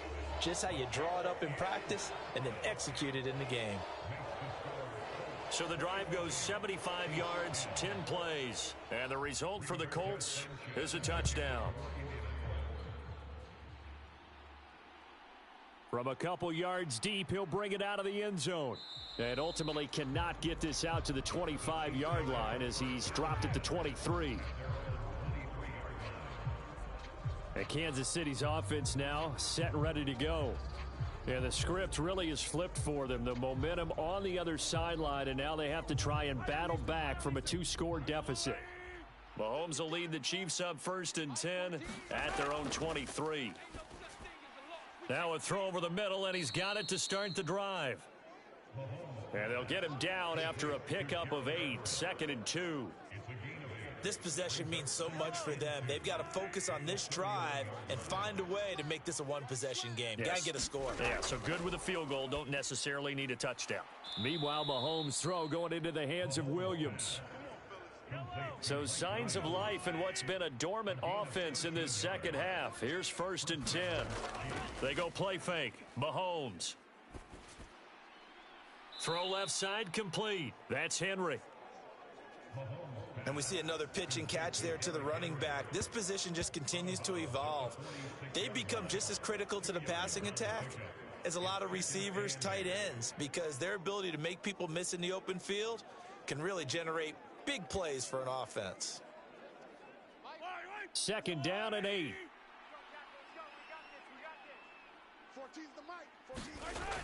Mahomes now to throw.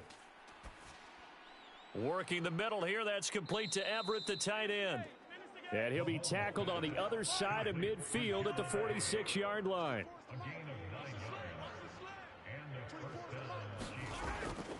Henry will get it. He's been busy today. And he'll go down shy of the 40 at the 41. Tackled by Ashton Davis up from the secondary. Brandon, 5 yards on that run. Let's get back to the huddle and make sure if you're a back, you spend time with your offensive line and give them credit. Hard to move those 300-plus pounders at the line of scrimmage, and they did for a significant chunk of yardage. Mahomes' throw complete there to Moore. And they'll get him to the ground. He has another first down at the Colts' 24-yard line. That one good for 16, and the drive will continue. Well, every drive from here out is definitely crucial and critical. They know that they need to get at least 3 here to get it back to a one-score game. But I can't imagine that in their huddle, they're thinking at all about getting a field goal. They want to get into the end zone and then try and get the ball back again. Mahomes now on first down. Oh, it's a screen pass. That's complete. And they're going to get this down to about the 17-yard line here.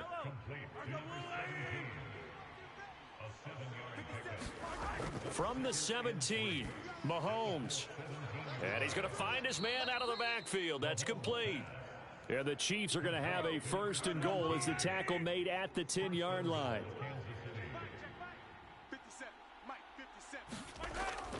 They'll try and run for it with Henry. And he'll be brought down here at the 3-yard line.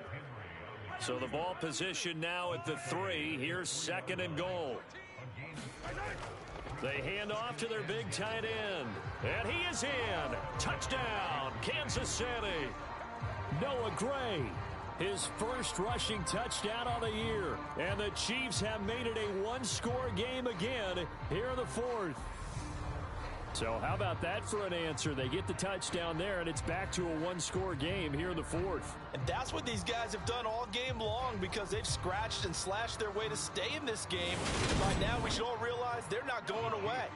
Now the pressure again swings to their defense because they're going to need to find some way to get the ball back. Mahomes will throw for it. And this is caught. They got it. And that could be an important 2 points. It gets them back within a field goal. I guess the coach looked at the 2-point cheat sheet, said go for it, get it to a 3-point game, and they did it. Yeah, and sometimes you just throw out time of game. You don't worry about that. There's just a feel sometimes in making that call, and he felt good about what he had for a 2-point conversion, and now they're only down 3 and feeling great about themselves.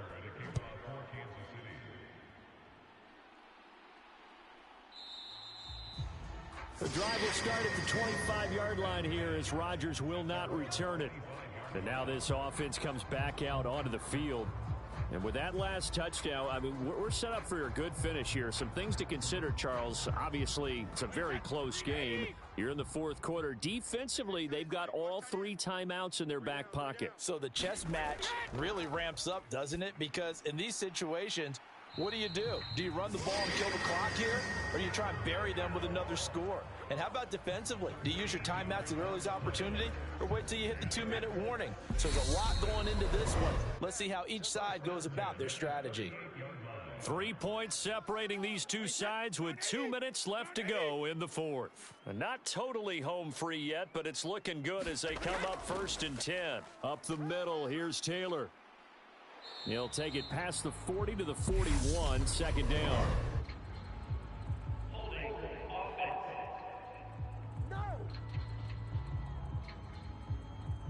Isaiah Wynn with a penalty. The former first-round pick back in 2018. Running straight ahead, Taylor. He'll be stopped at the 35, but not before he picks up 7 yards. And now with 1:52 to go, we get another pause in the action. A timeout here defensively. Got to figure the rush is going to be fierce again as they come up 2nd and 13. Again, it's Taylor. And unable to get downhill there as he'll take this up to about the 37. Now a second timeout called for by the defense as they'll head to the sideline and talk over what to do next.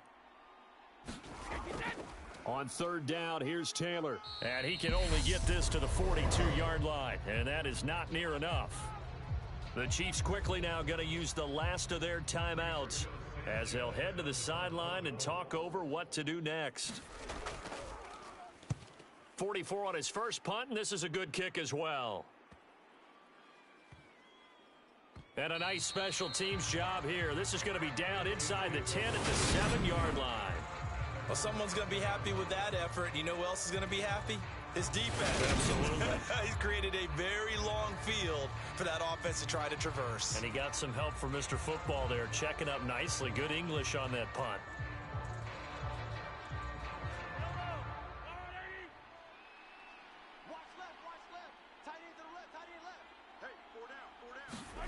Mahomes.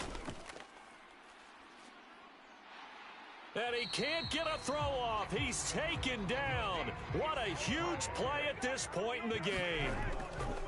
Mahomes. And this one incomplete. Too much contact to hold on to that one, and it's third down. Mahomes.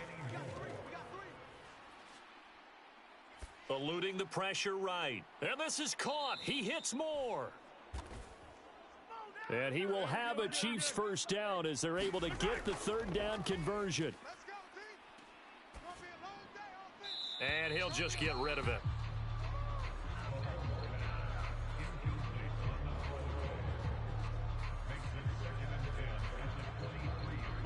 After the incomplete pass, here now is 2nd and 10. Here's Mahomes.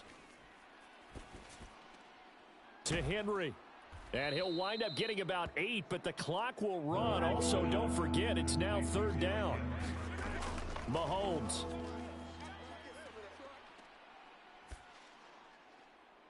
He's got Derrick Henry again, back-to-back catches. And a fun, close ball game comes to an end. On that last play, Charles, they were on the wrong side of midfield. They needed something near a miracle, and they couldn't get it done.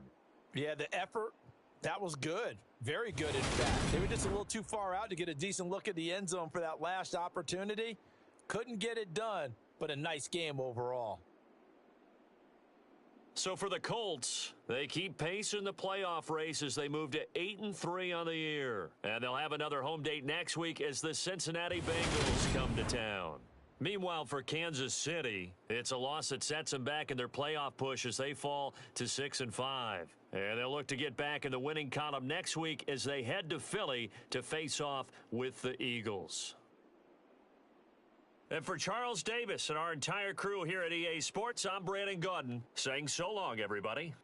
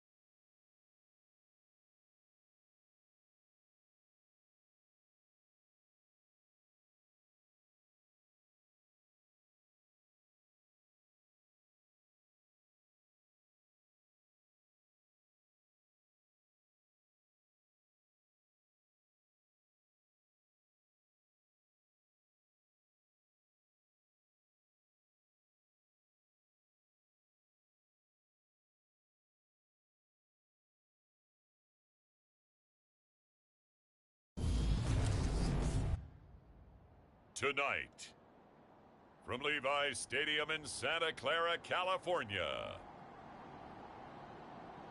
it's Week 12 of the MFL on EA Sports.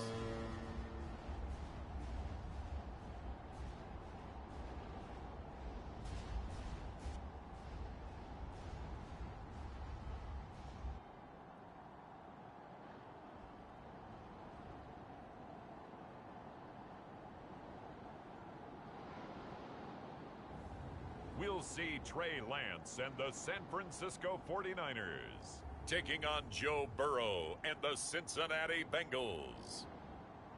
From the host to Super Bowl 50 back in February of 2016, there's a look at the home of the 49ers, Levi's Stadium in Santa Clara. Tonight, we write a finish to Week 12 with a good Monday night matchup between the Cincinnati Bengals and the San Francisco 49ers.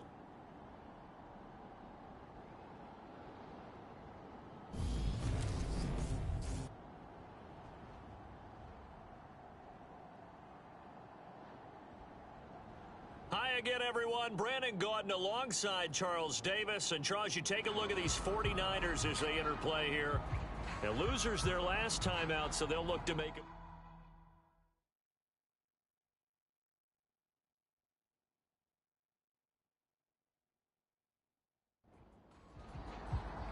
The final playoff push is upon us. It's Week 12 of the NFL season, and we're underway on EA Sports. Taken in at the 3. And makes it across the 20 as his guys will set up shop at the 23-yard line. Here come the Bengals, and CD, of course, it's Joe Burrow out of LSU at quarterback. That was a solid performance last week, wasn't it? 2 touchdowns, no interceptions, ran the team well, won the ball game. Bottom line, may not have been earth-shattering, but it didn't need to be.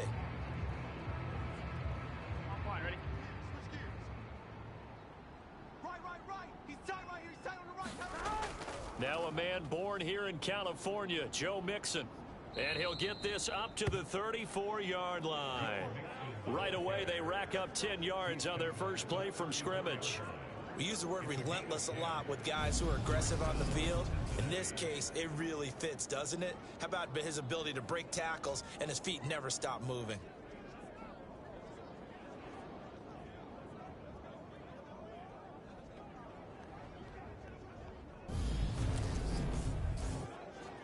From the 34 now, here's 1st and 10.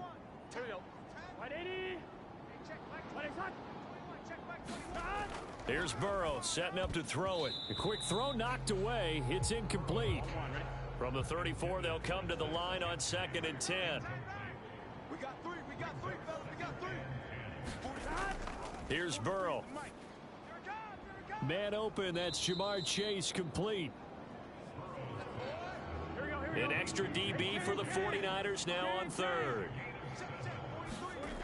They're passing here, Joe Burrow. Oh, not sure he saw the linebacker there as that's batted down and incomplete. So on now is the Clemson man, Bradley Pinion, to punt this one away. And the win last week punted 4 times as this one's away. So possession goes over here on the punt. And the 49ers will take over deep in their own territory.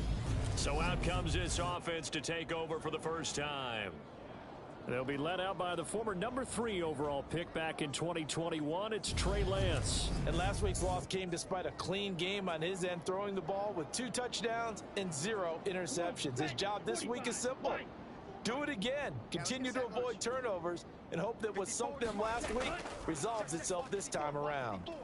Short pass tip, but caught anyway. Well, sure looked pretty coming off of his hand, but sometimes you might have to take a little bit off of it. That one looked a little too hot to handle. Yeah, but off the tip, hey, they still got the catch, right? It's amazing, isn't it? Even when it goes wrong, it turns out right. That's a nice job there defensively, being able to diagnose that little touch pass. They saw it coming, converged on him before he could get much out of it.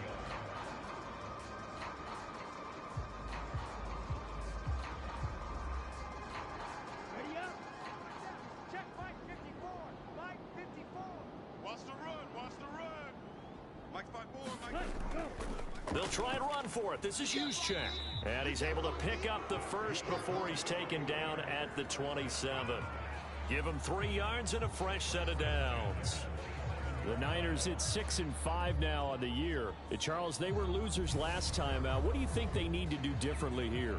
Well, I don't think it needs to be as drastic as burning up last week's game tape or not watching it, but the attitude has to be what's done is done. Let's move on. Put that one behind them.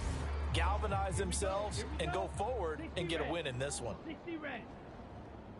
Right there. 54. Right there. Right there. 54. A first carry for Elijah Mitchell. And he can only manage to get a couple. 2nd and 8 coming up. The numbers last week for Mitchell.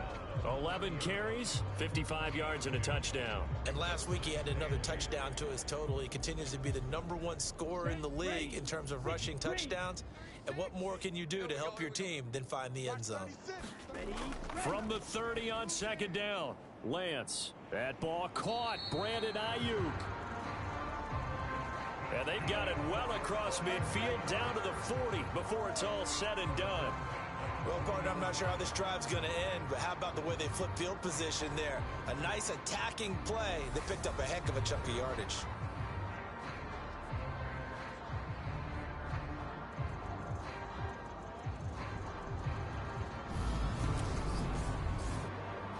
So the big play moves him all the way across midfield to the 40 now for 1st and 10. To throw, it's Lance. And that is incomplete. He couldn't hold on through the contact. Brings up 2nd down. To throw again on 2nd down. Lance. And looking for Kittle, but it's intercepted. Picked off by Levante David. And the Bengals are going to have it here at their own 32-yard line. That's now his 2nd interception in as many weeks from his linebacker position. And think about all the different techniques he has to employ in a passing situation. Is he spot dropping because it's zone? Is he picking up man-to-man? Is he having to run with a running back or a tight end? In any event, great eyes, head on a swivel, and excellent hands. Yeah, versatility and showing those hands. Hey, check Mike 21. Check Mike 21. Let's set a tone, fellas. Let's set a tone. They will throw on 1st down with Burrow. Over the middle, that's caught by Chase. Check down.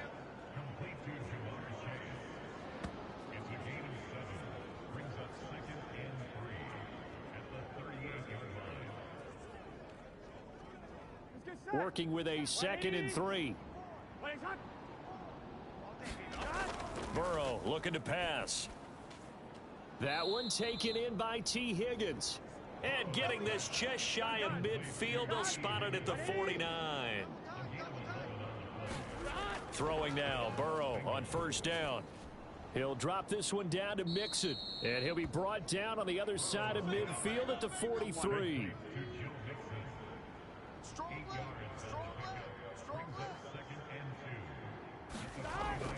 On 2nd down, here's Mixon. And he'll get it down on the play to the 37.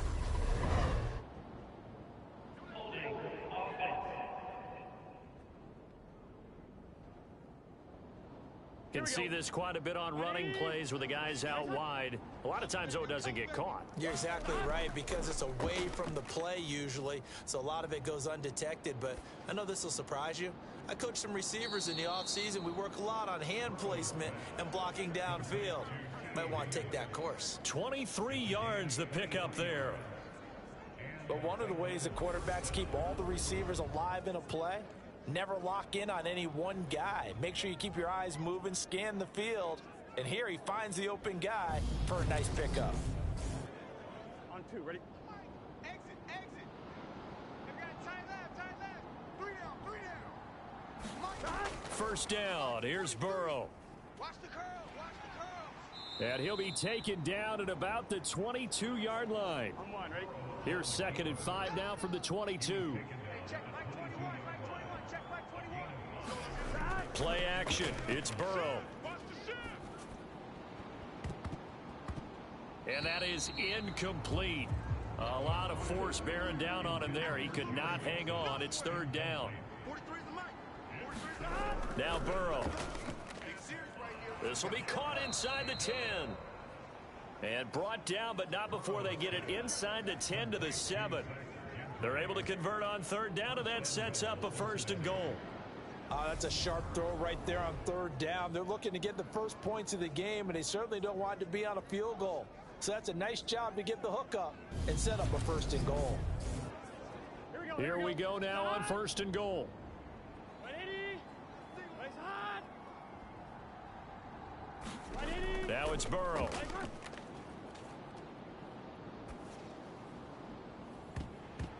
Looking end zone, but it's incomplete.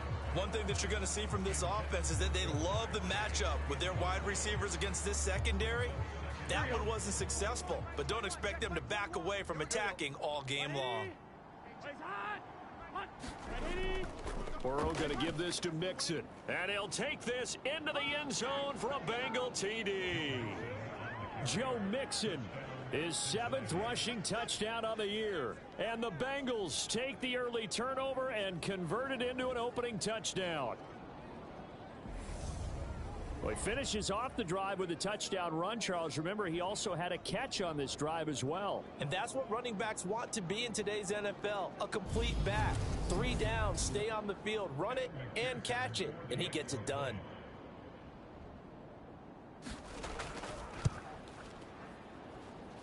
Extra point by McPherson, up and good.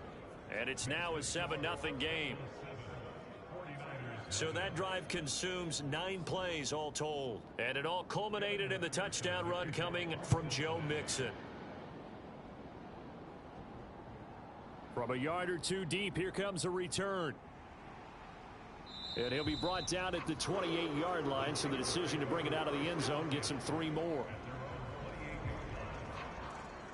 Back out there comes the 49ers offense, ready for their second drive. They threw an interception the first time they had the football, wound up leading to a touchdown the other way. How do you approach drive number 2? Going back to your game plan coming in, everyone has matchups that they like better than others. Where they think they have an advantage, dial up some of those plays. Try and go to those spots and get your offense moving. The last run got 6, now 2nd and 4. Now Lance going to throw. And that throw behind his man. He missed him. Incomplete. Now they face a 3rd down and 4 after that incompletion on 2nd down. Now Lance. The first catch of the game for George Kittle. And he is going to have a Niners first down as they're able to get the 3rd down conversion. And that's well executed there on 3rd down. And I love the confidence that they had to let their tight end try and find some space in the middle of the field, right in their quarterback's line of vision. And QBs love to make that easy throw, and they hooked up there for a first down. Ready. 52 blue. 36. 3 buzz, 3 buzz, 3 buzz. Check 26, check 26. On 1st and 10, here's Lance. He'll get this into the hands of Ayuk. And they'll get this down to the 42-yard line. Well, I think when they look at their offense, they think to themselves, weapons, weapons everywhere, and they want to move the ball around. They want to spread it to different people, but you absolutely know they want to get this man involved as well, and that's what they just did on that play. And he'll be taken down here just shy of the 30.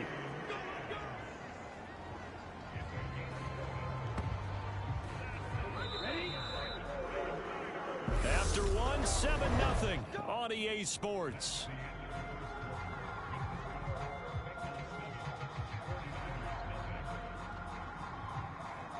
Line of scrimmage, the 31 now on 1st and 10. 1st down, here's Mitchell. And he is going to lose yardage here. He'll lose a yard there, and it's 2nd and 11. I like the strategy. Extra tight ends, extra beef. They want to run the football, but that means they probably want to run it inside. If you get strung out on the perimeter, you're in peril. Yeah, we saw the result, negative yardage.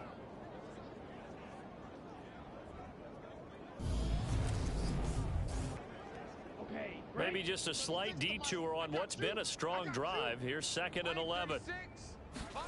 Here's Lance to throw it. That's going to be caught by Samuel. And he's going to be taken down at the 28-yard line. So it's 3rd and 6, and this will be the 8th play of the drive. Lance looking to throw it. Complete to the tight end Kittle over the middle of the field. And he's got another first down as the tackle's going to be made at the Bengals 16. 12 yards there as they move the chains. Well, a lot of times when you get a manageable 3rd down situation like this, you have to think about your tight end, and he comes through for him, picking up the first down. So the ball down to the 16 here for 1st and 10. I can't believe they let you play. I can't believe they even let you play. From the red zone now, they'll look to throw. That's complete out of the backfield, Elijah Mitchell. And the 49ers are going to be looking at 1st and goal as they move this down to the 4-yard line. And this has been a nice answer to the touchdown drive against them a few minutes ago because they've come out and reestablished the tempo. A nice throw there, and they're putting together a very strong drive as a response. Mitchell forcing his way into the end zone. He was not to be denied. It's a touchdown. Well, we have seen the stiff arm get a bit of renaissance here in recent seasons, and that was pure strength there as he forced his way into the end zone. And when you think of guys who use the stiff arm so effectively, I go back to guys like Earl Campbell, Walter Payton, some recent guys like Marshawn Lynch. Let's go to the Wayback Machine. Bronco Nagurski, he dealt out a wicked stiff arm.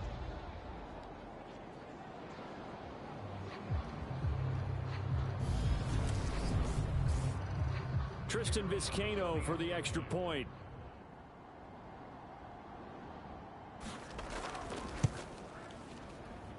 It's up and good, and we're tied at 7 here in quarter number 2. A 10-play drive that time, and it results in a 4-yard touchdown run.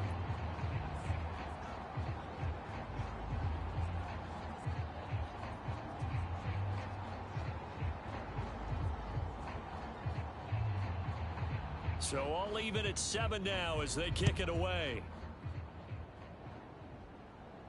Taken in at the 3. And he takes this near the 25. Just a little pass there. Call it the 26. But the Bengals offense getting set and ready to go again here.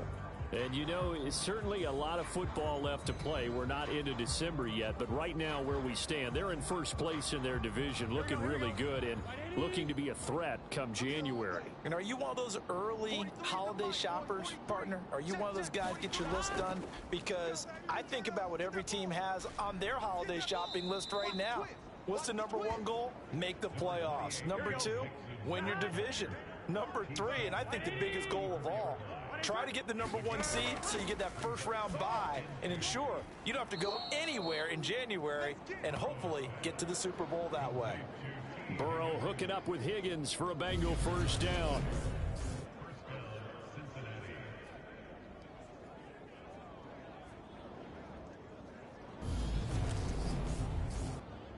On 1, ready? Big stop, D. Big stop, let's go. Mike's 43. Mixing up the middle. And they will only muster a yard here to the 38. Here's 2nd and 9, just a yard on that last run. Burrow will throw. He completes that to Garrett Wilson. His first catch, good for 9 and a first down. Here we go. Here we go. Here we go. Now it's Burrow. And this will be incomplete. Physical play on the football there, and it's 2nd down. Big 13. Throwing again on 2nd and 10. Burrow.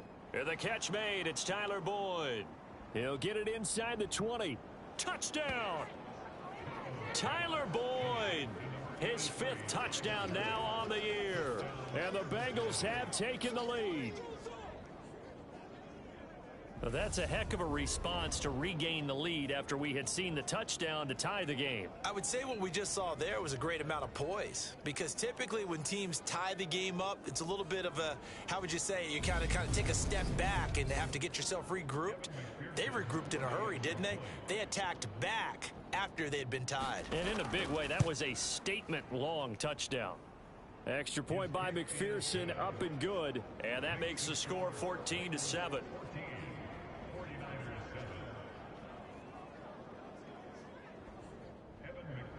After the touchdown, McPherson on to kick this one away.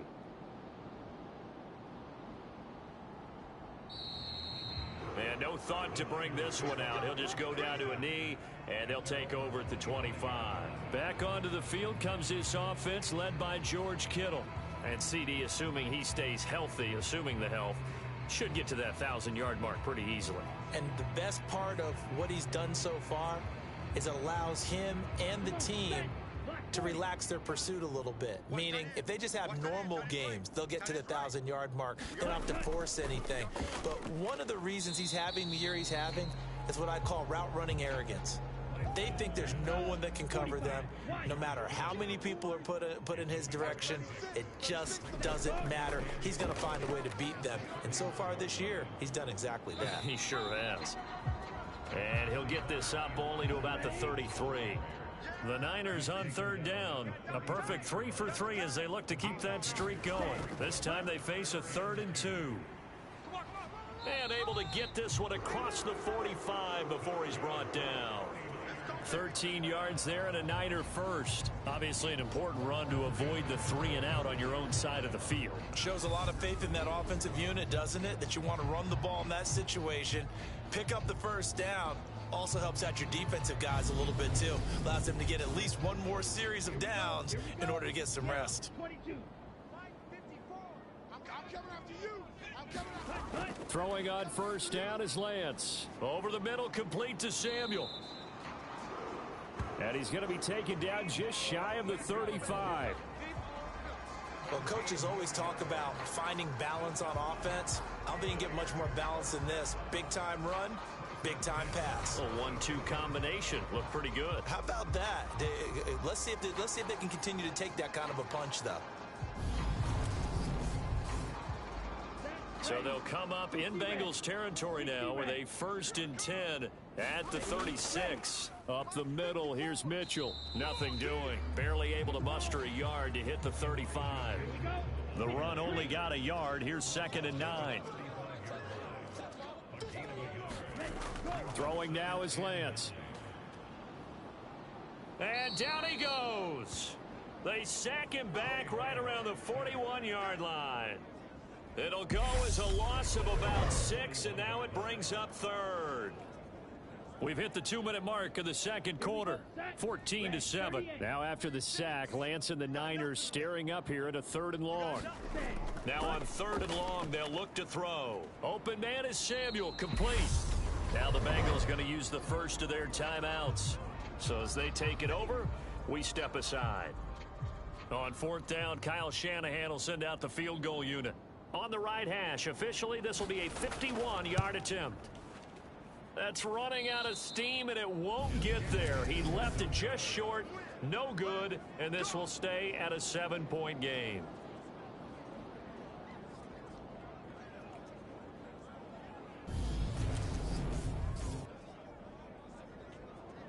The Bengal offense now gets set to head back out onto the field. This drive here beginning probably with a pair of motivated groups. Remember, the offense scored a touchdown on their last time out, looking to repeat that in Charles's defense. They were very frustrated after giving up 6 the last time on the field.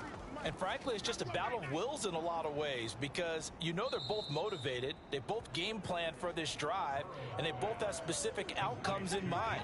To me, it just comes down to who can execute better and which side can step up and assert its will over the other. And they'll use him out of the backfield, and sometimes quite a bit. They're just trying to get him touches any way they can. 4 catches a week ago, there's another one right there. To throw again on 2nd down. Burrow out of his hands quickly to Higgins. And he'll be brought down inside the 40-yard line. This has to go down as one of the simpler routes in the playbook, but oh so effective. Nice completion there. Keeps the sticks moving. Back-to-back good plays have them on the move on 1st down. They'll look to throw here. He's got a man, complete. And he's taken down, but not before reaching the 10-yard line. The Bengals going to use the 2nd of their timeouts as they'll stop it with just over a minute to go before halftime. So not quite a 1st and goal. It's 1st and 10 from the 10. To the air again, Burrow firing quickly here, and that's complete. And he gets halfway home from the 10 to the 5 on a pickup of 5. Brandon, perfect defense in this situation would have meant that there was an incompletion. They would have picked it off. Okay, so they gave up the completion. But I really enjoyed watching how the defense stayed in sync, stayed in great communication. And as he dragged across each zone, you see him pointing, communicating. There he is, and they passed him off to each defender. Touchdown, Bengals. Zach Gentry, a 5-yard touchdown. And the Bengals will extend their lead in the final minute of the half. And that's certainly an important score right there because they gave themselves a 2-score cushion heading towards halftime. Now you got to force the other team out of their comfort zone, and it changes the way you approach the second half as well. How you want to do things on offense, and your defense feels much better too, having that lead. McPherson on for the point after.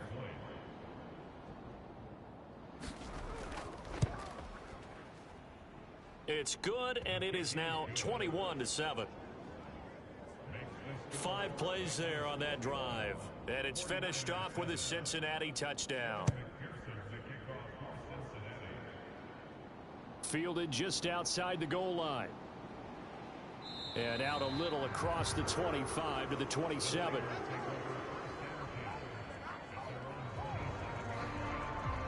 Well, the Niners going back on offense now late in this first half. Well, not much time remains here in this first half. We'll see if they can get something out of this drive, at least a field goal. They could certainly use it down by 2 scores. Just over 30 seconds to go in the half. They've got it 1st and 10. And Lance now to throw. And looking for Kittle, but it's intercepted. And the Bengals are going to take possession of the football. An unfortunate sequence there, trying to get points before intermission, but now the interception, and their opponents have a chance to possibly pad their lead. Yeah, they had an opportunity there, and they weren't able to capitalize on it, and that's something that could come back and haunt them later. They're begging their defense now to keep them from scoring before the half ends. Let's get set. Right, 80. Check. Watch 54. Watch 54. You better be afraid of me. On 1st and 10, Joe Burrow. And that's going to be incomplete. Too tough to hold on to that one. It's 2nd down. An incomplete pass leads to 2nd and 10 from the 25. From the shotgun, Joe Burrow. Open man here is Gentry. And he'll be marked down right at the 15-yard line. Now the Bengals going to signal for their 3rd and final timeout as they stop it with 16 seconds to go in half number 1. 43 is the mic, boys. 43. Right, 80. Now Burrow on 1st down. Over the middle, he finds Higgins. Oh, he's brought down. And remember here, no timeouts left. They got to get to the line quick.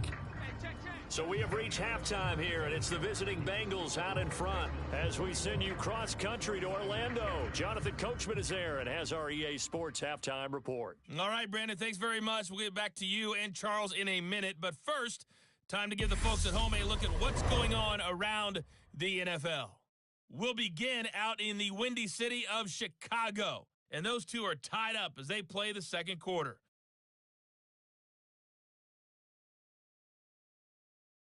From there, let's head off and check out a 2nd game.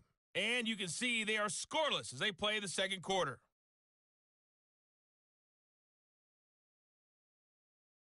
Lastly, let's check on one final game for you. And you can see they are scoreless as they play the 2nd quarter.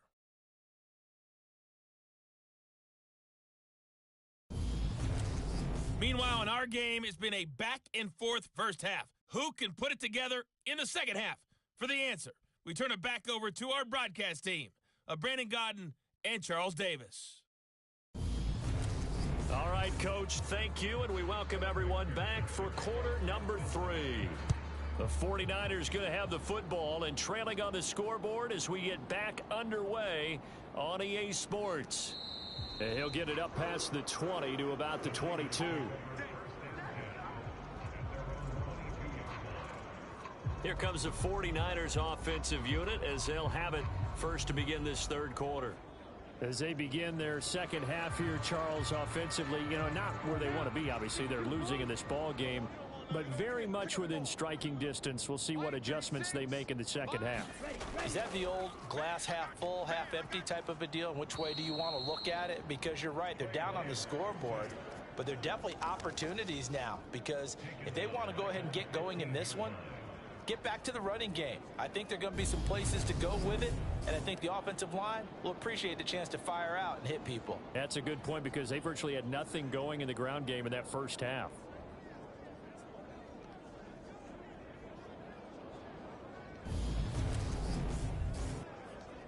Don't need it all back at once, but you figure they're going to need something here. 17 yards to go on second down. Another try after the first down sack. Lance. And he's going to go down again.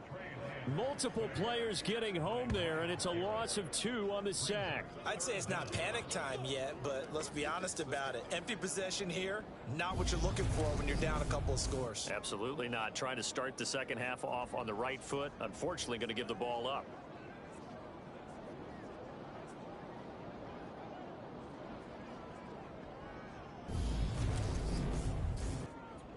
Now after the sack, Lance and the Niners staring up here at a 3rd and long. Mike 36. Mike 36. Here's Lance. Completes it to the tight end, Kittle. They'll wind up getting 7 on the play, and it'll be 4th down. So much about this game is just understanding situations and then having to execute, isn't it? Guard the first down sticks. Don't let them get there, and they rallied and made the tackle.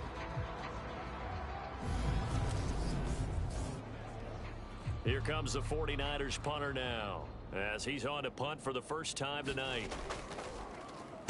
He punted 4 times in the loss last week as he gets this one away here. A very nice punt that time, but they get 11 back on the return. And the Bengals take over 1st and 10. Now we take a glance at the offense as they work their way back out for their first possession of the second half. Here we go. Burrow going to lead up the Bengals here, 1st and 10 at the 45. They'll come out throwing here to start the drive. He finds his tight end, Gentry. And the tackle going to be made at the 38. And now we get into the psychology of the whole thing, because a lot of teams with a 2-score lead in the 3rd quarter, they almost become defensive with their offense, just playing not to lose. I think with this team, you got to figure at this point, this is a great spot for them to go into attack mode, really try and put the hammer down and finish this one off. So here's a 1st and 10 at the 38.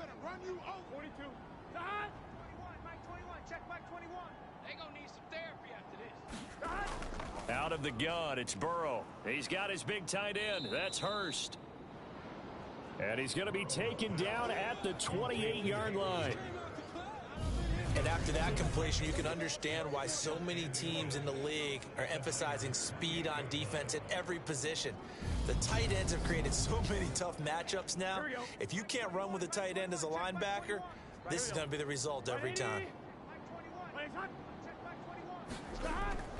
Inside handoff to Mixon. 2nd and inches is oftentimes an invitation for an offense coordinator to take a big shot downfield because he feels like he can come back on 3rd down and pick up the 1st down. But sometimes you just don't want to break tendency. Stay with what you are, stay with who you know, and go get the 1st down. That's exactly what they did. Calling a gain of 3 on the play, and that will bring up 2nd down.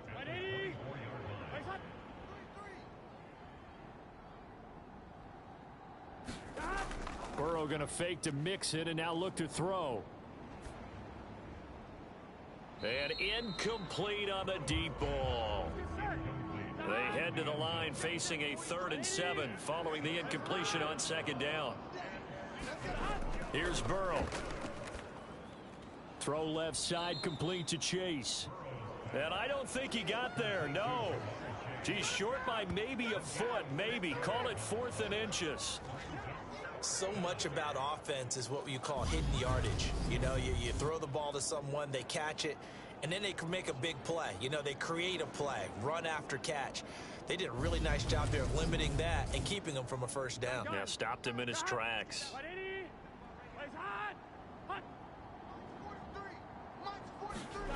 4th down. Here's Joe Burrow. Throwing middle, and it's complete. Touchdown! Zach Gentry, a beast in the red zone with his 2nd touchdown of the game. And the Bengals' decision to go for it pays off with 6 points. Partner, they had a good lead as they went in at the half, and they came out here in the second half and found a way to extend it. I love their consistency. Don't worry about what they said at halftime. This seemed like a team that was ready to play 60 minutes, and while this game is far from over, I love their approach.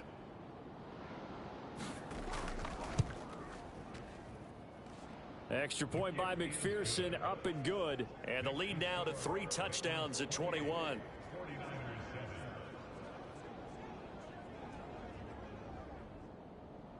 After the touchdown, McPherson on to kick this one away. Taken in at the 3. And they will wrangle him down a couple yards shy of the 30.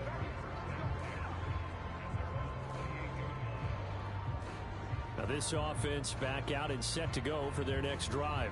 I kind of feel like they've reached a do-or-die point in this game, Charles. If they're going to try to pull off an impressive comeback, it has to start right here, right now. Yeah, now they've got a final chance to get out of this situation, but they also understand they've got to move the ball and move it fast. In addition, they need to save as much time so they can get 2 more possessions. Buried by multiple defenders on the drive's first play. You can just see it in their body language. They're starting to see victory on the horizon now, and if it comes to fruition, they got to give a game ball to the front 7. Defensive line has taken charge and controlled this game. Face a challenge of stopping this opposing offense, and they've done so with ease. Pass protection has been a problem all night long as they come up facing 2nd and a bundle. Another try after the first down sack. Lance, he'll get this complete to Charlie Warner. They get 11 back on that one. It leads to 3rd down. Throwing is Lance on 3rd down. It's caught. Mitchell. And he is going to have a 49ers first down as they're able to get the 3rd down conversion. I'm not sure that was necessarily a safety valve or a check down throw on 3rd down. Sometimes just try and find the open guy and get him the ball. He did exactly that and found a way to pick up a first down.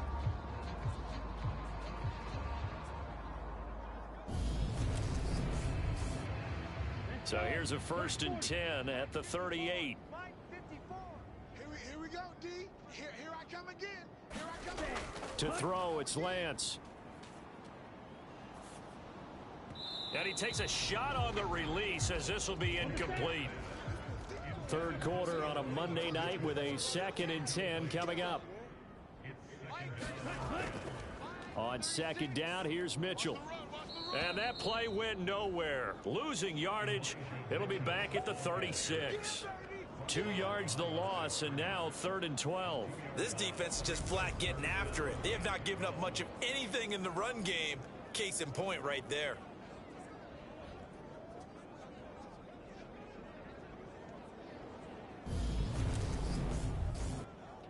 This offense in desperate need of a conversion as they come up on 3rd down.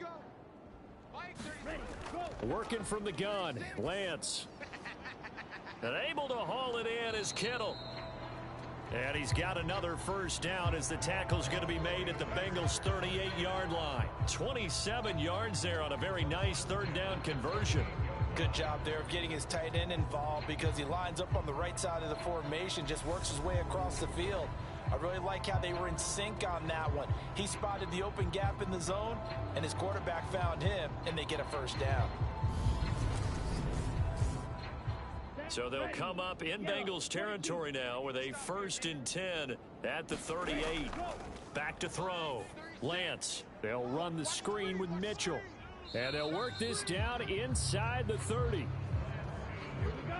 60 red. 60 red. Mike front four. Mike front four. I got it. Ready to go. On 2nd down, it's Sermon. 6 yards the pickup, and that's a first down. Operating from the gun, Lance. And this complete to Mitchell. And they're going to get this down to about the 17-yard line here.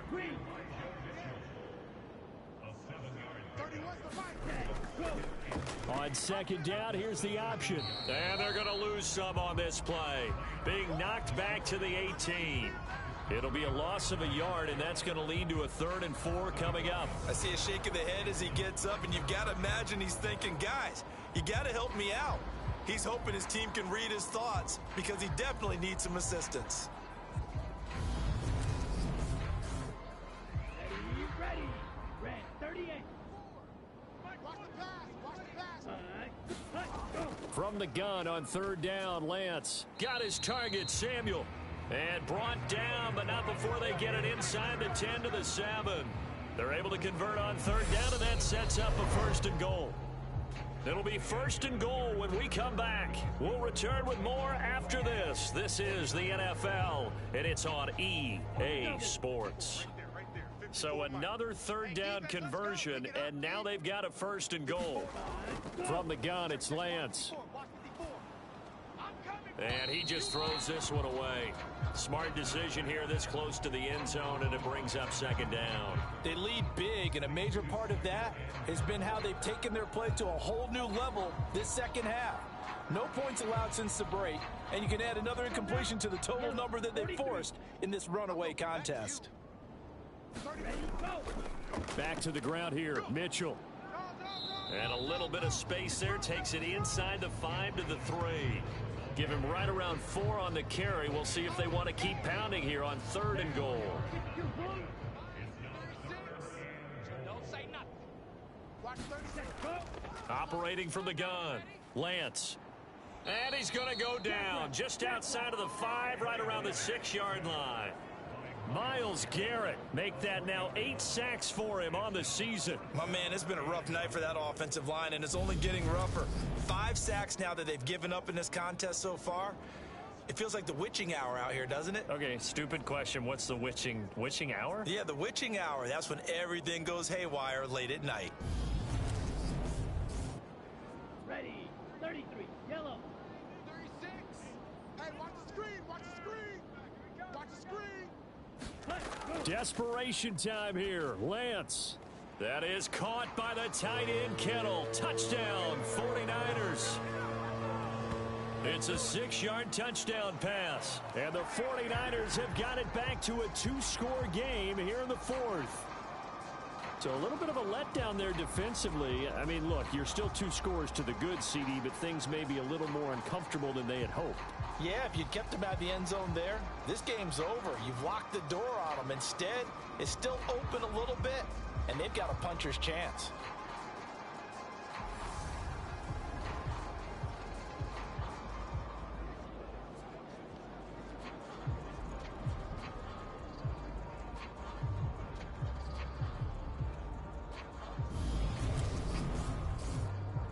Now the extra point try forthcoming.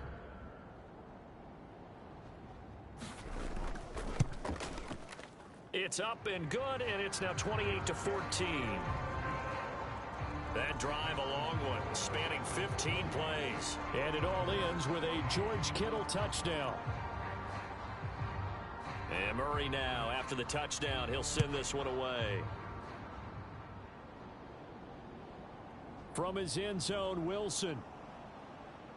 And ultimately, he stopped right where he would have been if he had simply gone down to a knee at the 25. Now this Bengals offensive unit ready to see what they can do here. Now there are 2 scores on the plus side. Still time here in this 4th quarter, but maybe you start thinking about playing keep away? Yeah, I think here's the situation. You're not thinking touchdowns anymore. You're just thinking first downs. To keep up with your theme there, playing keep away, first downs, they can't touch the ball. And a nice run past the 30-yard line there. It's a 7-yard carry to set them up with a 2nd and 3. Here we go. Check, 40. 180.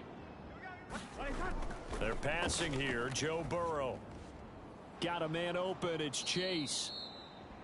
And they bring him to the ground just shy of midfield. His 5th catch tonight, and it's good for a first down. And he's top 5 in the league in terms of receiving yardage because of plays like that. What have you seen from him on film that you like so much? Well, I'll strip away everything else and get to what we call the moment of truth. When the ball's arriving and there's a defender there, he just comes down with the ball. He competes and takes it away. Great hands, great ability to finish the catch. Here we go. Hey, check, Mike 21. Throwing now, Burrow on first down. Slant pass to Boyd. And the tackle going to be made at the 38. So on the other side of the field now, it's 1st and 10 as they've got things rolling on this drive. Here's a throw over the middle. It's taken in by his tight end. And he's going to be taken down at about the 33. Completion was given up, but that's why you play zone defense, so that you can have people around the ball when it's caught, and you don't give up much run after the catch. Here's a give to Mixon. Down to the 30 after a gain of 3. Brandon, I've got to think this offensive line has got some smiles on its faces, and I know it sounds crazy, but they practiced for this back in training camp. They knew they'd be in situations where there'd be extra defenders in the box coming after them, trying to keep them from locking down a game. Right now, they want to show the world they're up to the challenge. McPherson's kick is good, and that will extend their lead even further.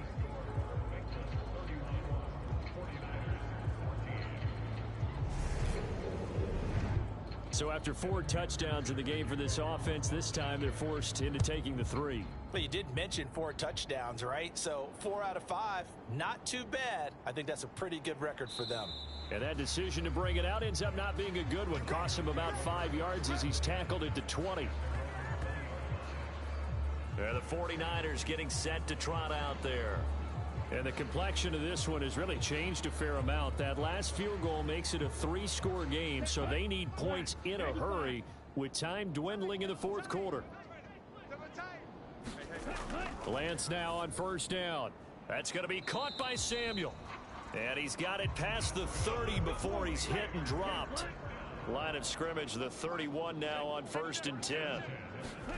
Shotgun now for Lance. And for a 3rd time tonight, he's intercepted. Picked off by Levante David. And he will bring it back. It's a pick 6 for a Bengals TD. So a 4th quarter pick 6 here, and that one might put this game out of reach, CD. I certainly agree with that, partner. And I know one thing, though. That team that just got the pick 6, they're going to keep playing until this one's over. Better be careful. They're looking to get another one.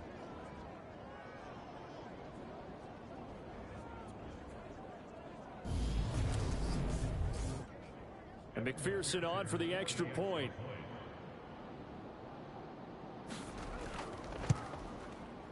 And he's been a busy man, 5 for 5 now as he knocks another one through to extend the lead.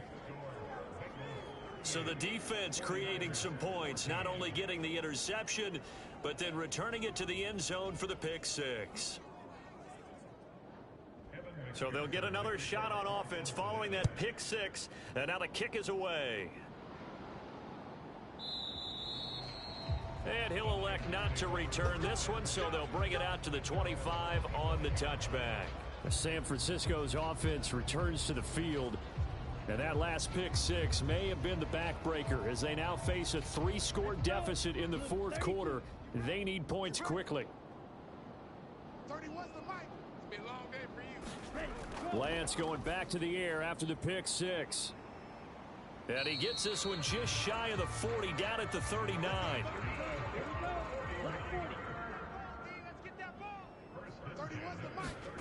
On 1st and 10, here's Lance. And for the 4th time tonight, it's an interception. And the Bengals are going to take possession of the football.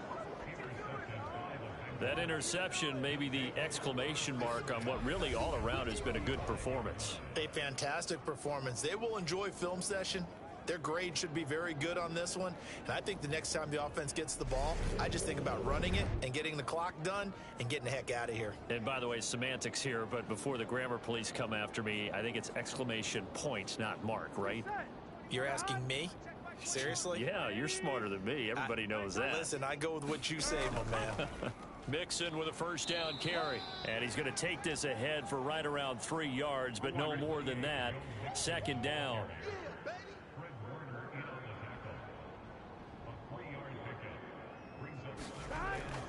Back to Mixon on second down. And he's going to have this pretty close to a first down as the tackle is made at the Niners' 26. 46 yards rushing for him now in the ball game. And the Bengals on third down. They've only converted once in 4 tries. They're looking at third in the nose of the football. They give to Mixon to try to pick it up. And he's going to get the first down as they bring him down at the 23. 3 yards there, good enough to keep the drive moving. Well, partner, none of these runs individually have added up to a whole lot. Now, 3 plays, all 3 short runs, but together a first down. Yeah, it's amazing how the narrative changes when you string them together. Here we go. Just 2 minutes remaining here in the fourth quarter of what has been a one-sided affair. So the Bengals in possession of the football here as we get you reset. And no doubt what they're looking to do is just salt away the final couple of minutes and escape with a win. And he's tackled a yard short of the marker. Good gain of 9 on first down. I have to chuckle to myself a little bit, Brandon, because right now I could be in that huddle with that offensive line, and I know exactly what they're saying. If you call a pass play here, we're going to call a timeout. Run the football. We've got control of this thing. Get in behind us and let's go. Their time to shine. And he'll get it here to the 10-yard line. All runs on this drive so far. It's 1st and 10.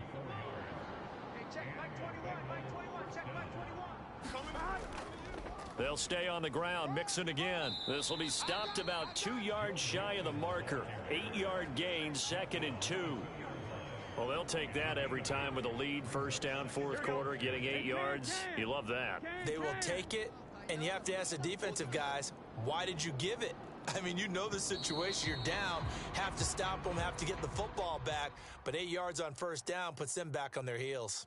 So this one in the win column now for the Cincinnati Bengals. And we talk so much about the turnover battle determining who wins and who loses. This game, no exception. They didn't turn the ball over at all, and they go on to victory. They look like a smooth operation in this one, didn't they? Because you look at every facet of the game, they handled their business. Offense took care of the football, converted it into points. Defense took the ball away, gave it back to the offense. Special teams, right there with them. That's the type of game a coach is going to really love and value. And when they show the film, they have to be careful not to give out too many kudos and kill their motivation going forward. So for the Bengals, they keep pace in the playoff race as they move to 8-3 on the year. And they'll have another road date next week with the Indianapolis Colts. Meanwhile, for San Francisco, they fall to 6-6 now on the campaign. And they'll be on the road next week as they get a date with the Seahawks in Seattle. And for Charles Davis and our entire crew, I'm Brandon Gaudin. You've been watching the NFL on EA Sports.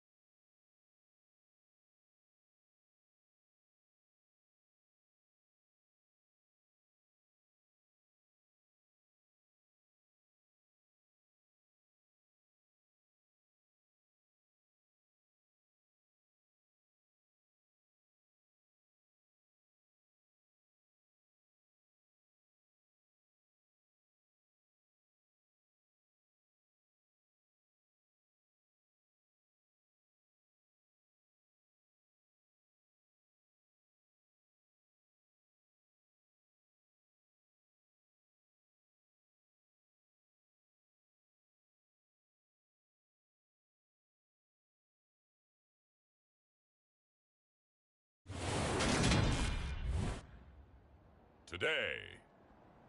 From AT&T Stadium in Arlington, Texas, it's a special Thanksgiving Day presentation of the NFL on EA Sports.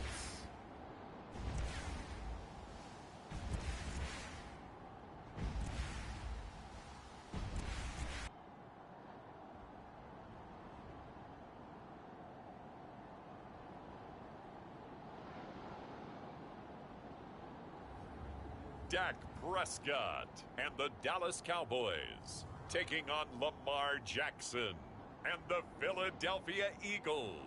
Just a gorgeous fall afternoon in the heart of Texas. No weather to speak of. Sun out, roof open. Yes, yes, and yes. A great day for football at AT&T Stadium in Arlington. Today, our coverage kicks off with a good one here between the Philadelphia Eagles and the Dallas Cowboys.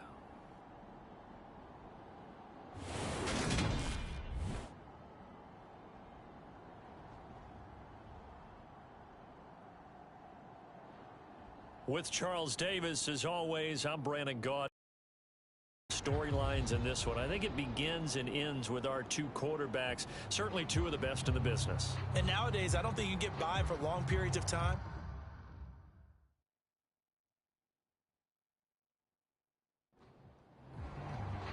It's a tradition that began in 1966, and off we go on a Thanksgiving afternoon in Dallas. And he opts to not bring this one out. The first drive will start at the 25. Now we'll see what the right arm of Dak Prescott has in store as the Dallas Cowboys offense sets up shop. You talk about the pause that refreshes. I think it's come at a perfect time of the year for them, hasn't it? You know, the season is starting to wind down, got a little bit of a break. But how about the guy calling the signals? He's got to be excited about that because now he didn't just get a game plan for 1 week. He was able to work on it for 2 weeks. I can't wait to see if they have anything special in store for him today. And he'll take this ahead for about 4. Second down coming up. 2nd and 6, just inside the 30. From the shotgun, it's Prescott. Open man is Kendrick Bourne. 7 yards there and a first down.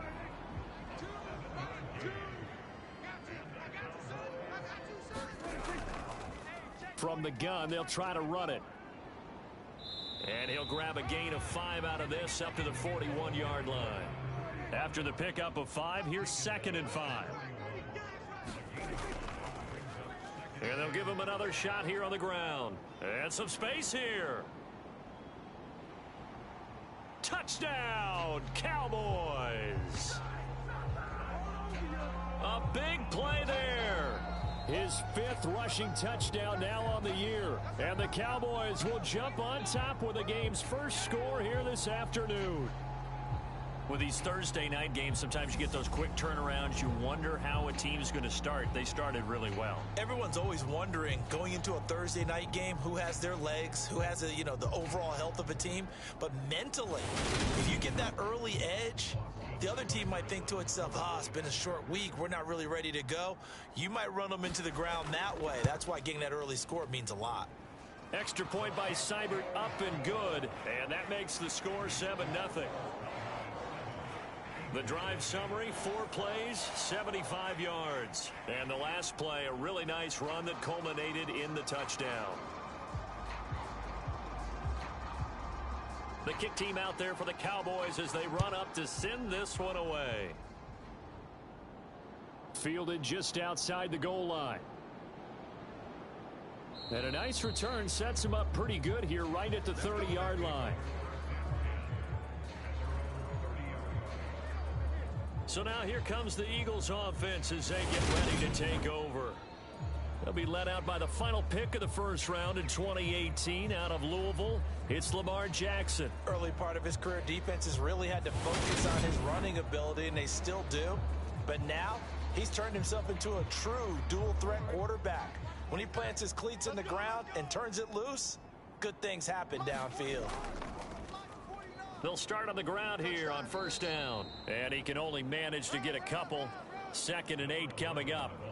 These two teams, they met earlier in the season in Philly with the Eagles winning that ball game. So they are gunning for the sweep here in Dallas. Now 2nd and 8 at the 32-yard line.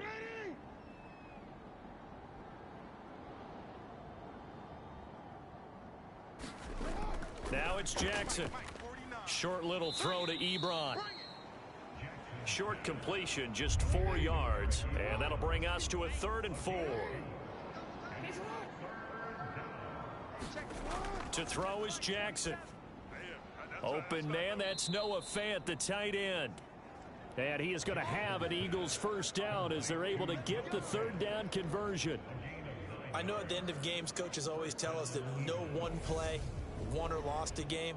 But this seems pretty important early, doesn't it? Their ability to pick up that first down on 3rd down, I thought that was key. Well, you're already in the hole after the touchdown on the other side. How will you respond? We talk about that a lot, and they responded pretty well there. You go 3 and out, I think you give up a lot of momentum. You get down 2 scores, could be an entirely different game. So they've got a nice drive going now. They're in good shape. What's interesting to me is they're also in that spot of the field where you would take a shot. Do you change that up just because you're down a touchdown? To throw again is Jackson. This is the tight end Fant. And he's going to have another first down here as the tackle's made at the Cowboys' 34-yard line. On first down, they'll go to the ground attack. And they're going to stop him right at the line of scrimmage. Just no cutback lane to be found whatsoever. 2nd and 10. Throwing is Jackson. He'll find Smith-Schuster. That's complete. And he's going to be taken down at the 28-yard line. This will be the 8th play of the drive here. 3rd and 4. Jackson now. Got a man, and he hits him in stride. And down he goes, taking it inside the 10, just shy of the 5 at the 6. They're able to convert on 3rd down, and that sets up a 1st and goal. A very important 3rd down conversion right there, because when you're trailing and find yourself this deep in enemy territory, the kicker's not even part of your thought process. You got to make it pay off with 6. Nice connection right there to set up 1st and goal. 1st and goal, and a chance to get that initial touchdown right back. Now it's Jackson. This is caught. Touchdown, Eagles. Eric Ebron. His first touchdown on the year. And the Eagles are able to match the opening drive touchdown against them with one of their own. The tight end position has always been dangerous, especially in the red zone, short field. But now even more so because these tight ends aren't necessarily the tight ends of old. They're the rocked up wide receivers who have a little bit more speed. Way harder to cover than before. Extra point up and good by Succop. And we are tied at 7. That time a 9-play drive. The result, Philadelphia in the end zone. Each team's had it. Each team has scored. 7-7 here as the kick's away. This fielded right at the goal line. And he brings us out past the 20 to the 24.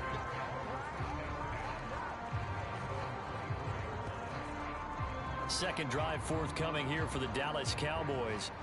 And they, almost to a man, told us how excited they are to be playing in this traditional Thanksgiving game. But we have to remember, this is a team that lost on Sunday. Now they get a very quick turnaround to play again. How difficult is that to do? It's difficult under any normal circumstance when you're coming off of a loss and you have a quick turnaround. The first thing is to put the loss behind you and move forward. But when you plan on Thanksgiving Day, everyone's watching you. It's an added bonus, though, because now you put the loss behind you. Get that taste out of your mouth, because the taste you want is victory, turkey, and pumpkin pie. On 3rd down, it's Prescott. Open man is Uzomah. And they work this well upfield across the 45. First time these two have hooked up this afternoon, and it's a first down. I know this may be jumping the gun a little bit, but 7-7, they're flinging it around like crazy. Look at the drive that's going on here. Partner, we may have to start thinking about one of these defenses just holding someone to a field goal and maybe trying to get an advantage that way.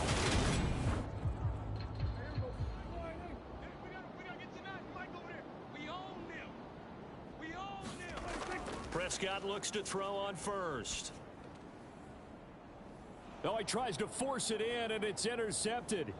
Picked up by James Bradbury. And the Eagles are going to take possession here at their own 47-yard line. Certainly not his best throw that time, and not a good time to make it, Charles, when they were a nickel with 5 defensive backs on the field.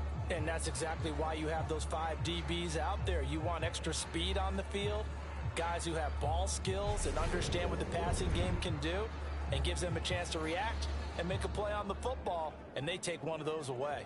So back onto the field here come the Eagles for their second drive. They start near midfield following the interception as they begin 1st and 10. After the interception, here's Jackson. He gets this to Devontae Adams. And he'll be brought down on the other side of midfield at the 43. On 1st and 10, it's Jackson. And that is incomplete. He couldn't hold on through the contact. Brings up 2nd down.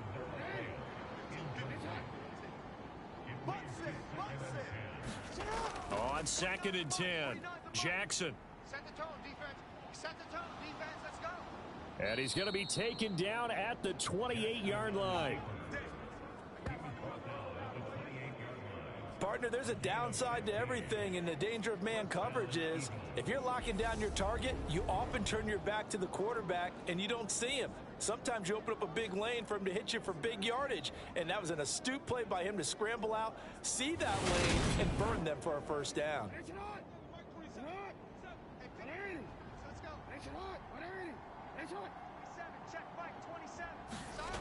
Now Jackson on 1st down. And nowhere to fit that football in. It's knocked away and incomplete. Well, anytime he reads man coverage, I don't think it's going to be the only time he'll try to hit that route to the outside in this game. He'll test the perimeter, but that time they were up to the challenge. Hey, check back 27, check 25. One back in the backfield, he'll get the carry.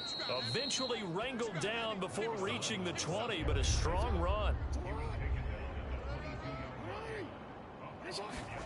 From the gun on 3rd down, Jackson. And it's caught. And he'll be taken down, but he does have 1st down yardage. Give him 22 there on the 3rd down conversion. I think he has to be saying to himself, how did that not wind up a touchdown? Remember, you just need the tip of the ball to cross the plane. It's not going to get there, but they're going to be set up in great shape with 1st and goal.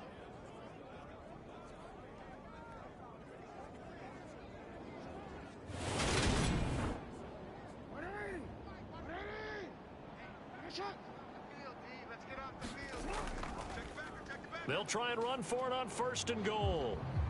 And he's in for an Eagles touchdown. A great effort there. His 6th touchdown of the season. And the Eagles have taken the lead. Well, nothing fancy there, Charles. You had 3 tight ends on the field. They were going to run the football. The defense knew it, but the defense couldn't stop them. And I haven't met an offensive line yet that doesn't get more satisfaction out of running the football into the end zone than pass protecting.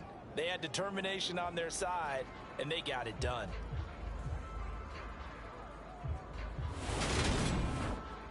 Extra point try now for Succop.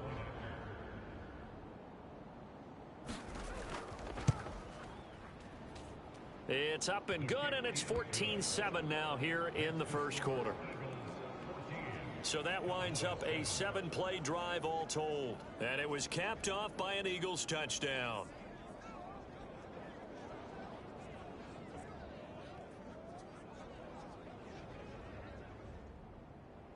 Here is Wisnowski to boot it away following the touchdown. And this will not be brought out. It's a touchback. The Cowboys about set to take over on offense. And they come into this one off the loss over the weekend. But you say if you're going to play a Thursday night game, this is the week to do it. It certainly is, because you get right back out there. You don't have time to dwell on things. And look, your game plan is going to be a little more limited, but so is theirs. So that's when you just appeal to your top players. Guys, you make plays in this one, we out-execute them, we can walk away with a win. Through one quarter, 14-7 our score.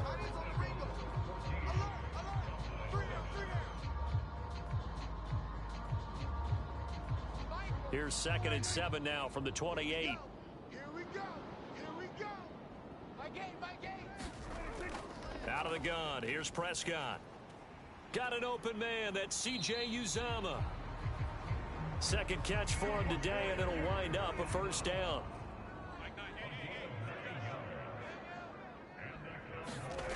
Now Prescott.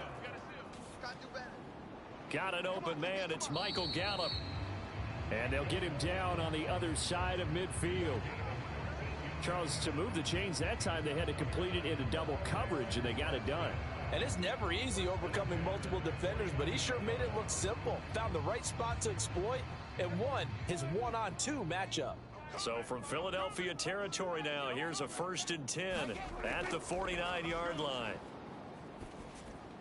Meanwhile, Dak's throw taken in by Bourne. And he'll be brought down inside the 40-yard line.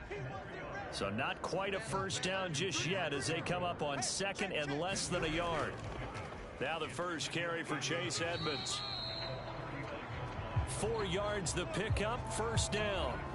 The Cowboys at 6 and 4 now on the year, and they come in off the extended break from the bye. And I think it was much needed as well because you play 2.5 months.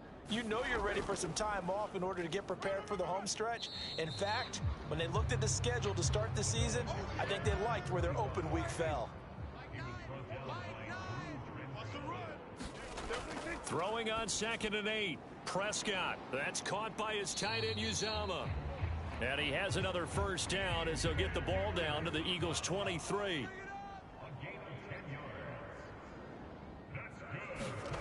Prescott from the gun. Now he can't find a receiver, and he's brought down. It'll be a loss of 7 on the sack, and it brings up 2nd. I thought there at the end he may have had a chance to release that, but that pocket closed a little too quickly, and down he went. Yeah, he was certainly trying to do everything he could to extend the life of the play, probably counting in his head 1, 2, and then he ran out of time. Now following the sack, they'll look to make amends on a 2nd down and 17. Looking to throw, Prescott. And a quick throw here, that's complete. And he stopped right at the 25 after a gain of 5. We'll see what they have drawn up here. A little bit behind the line. 12 yards needed to gain a first down. Prescott. That one thrown away from the pocket. The officials kind of looking at each other, but they'll say there was a receiver in the area, so no penalty, just an incomplete pass. Seibert's kick is good. And they'll cut the lead back down to 4 now at 14-10.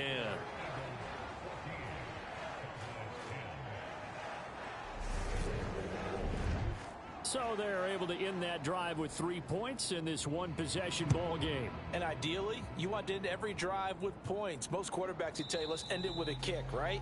A PAT, that's number 1. Field goal you'll take. Punts, you really don't want to do that. In this case, they'll take the field goal and get prepared for the rest of the game. So here are the Eagles to take over. They were losers to the Packers a week ago, but they've got the lead right now here as they come up on a 1st and 10. They'll start this drive out on the ground, and he'll manage to pick up about 4. It's 2nd down. Following the pickup of 4, here's 2nd and 6. Here's Jackson. A beautiful fake. Lamar Jackson, such a threat with those legs, able to improvise and get the first. They made a nice effort to stick him with a loss for that play, but it's going to take more than that to keep him from advancing the ball. Should be an entertaining battle anytime he tucks and runs over the second half of this contest.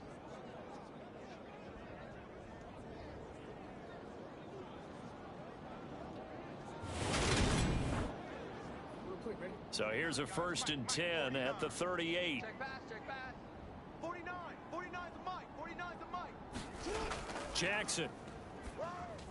He's got his big tight end, Fant. And getting this just shy of midfield, they'll spot it at the 49. It's an Eagles first down on a gain of 11.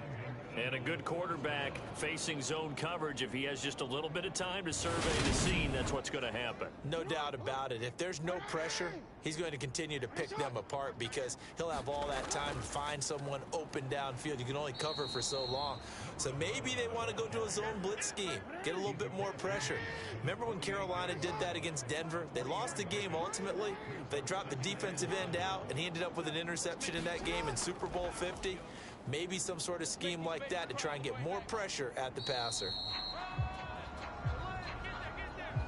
And he'll get this into enemy territory, but not by much as he's down to the 48.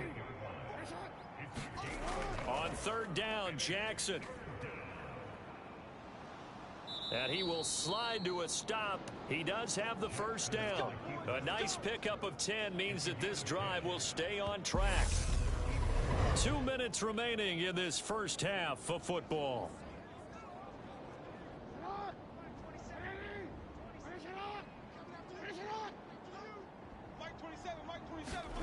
They'll throw on first down with Jackson. Throwing left side, it's complete. And he takes this just a few yards shy of the red zone before going out.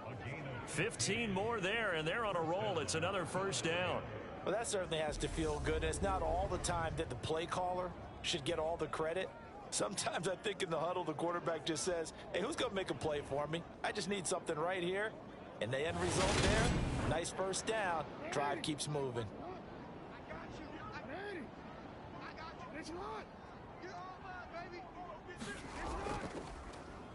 On first down, they'll run it on the draw play.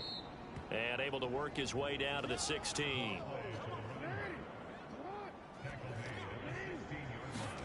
From the 16, Jackson.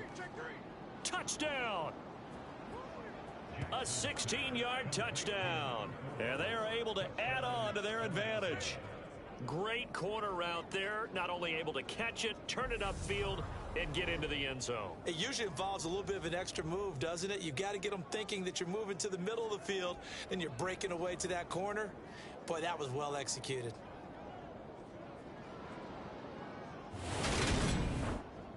Suck up for the extra point.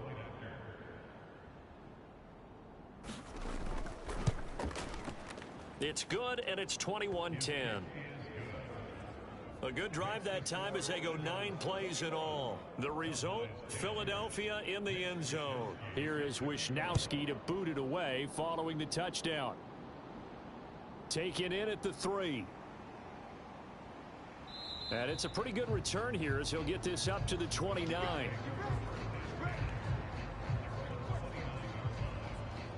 Dallas offense set for this next drive. But Charles, we'll see what they can do here. Not a ton of time left, but enough certainly to get points out of this drive, and they need them right now because they're trailing. Yeah, and this is exactly why you practice a 2-minute drill all through camp and at least one practice each week before a game. A minute left, more than enough time to string a few completions together, reach the end zone, and then make that walk back to the locker room just a little more animated. That's it, baby. Incomplete, but a penalty flag is down in the backfield. Let's get the call.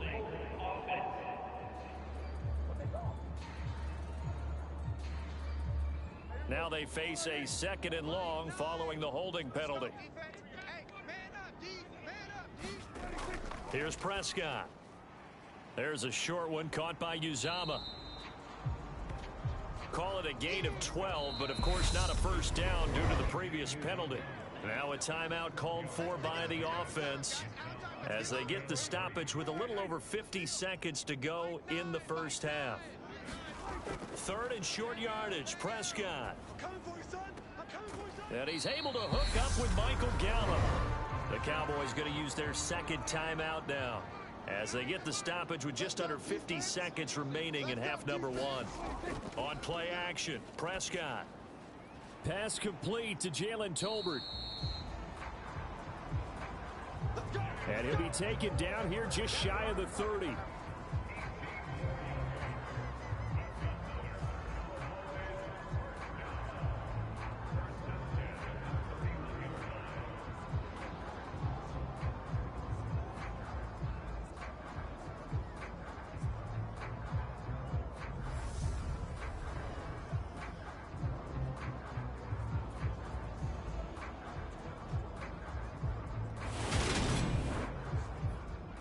1st and 10 here. And, you know, if they could just get 3 out of this, something about whittling it to a one-score game at half that might provide a psychological boost. Prescott's throw there caught by Gallup.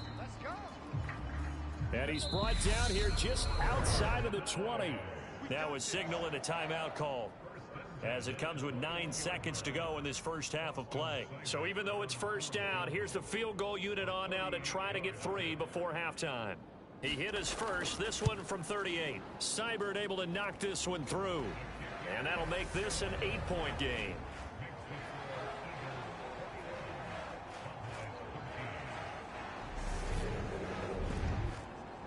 So, yes, they'll still be down going into intermission, but the deficit is now made even smaller, very manageable. Yeah, and if nothing haywire happens here in his last couple of precious seconds, they will go into the locker room with a nice bounce in their step, having gotten a little bit closer on the scoreboard. And with time running down, they go down to a knee. So we've hit halftime on Turkey Day here in Dallas. As we send you on over to Orlando for Jonathan Coachman in our EA Sports Halftime Report. Take it away, Coach. All right, Brandon, thanks very much. Happy Thanksgiving again to everybody at home as we take a look ahead to what's coming up both later today and this weekend. One of the best of the early games, we'll highlight it there. The Giants in for a stern test at home at MetLife Stadium, as that promises to be a tight one. Excellent games in the late afternoon window as well. One being out in Los Angeles, where it'll be the Rams taking on the Cleveland Browns. And finally, on Monday Night Football, should be a good one there between the Cincinnati Bengals and the San Francisco 49ers. In the game you're watching, we've seen a strong first half out of Lamar Jackson. His guys have the lead, as we'll hand it back over to our commentators, Brandon Godden and Charles Davis.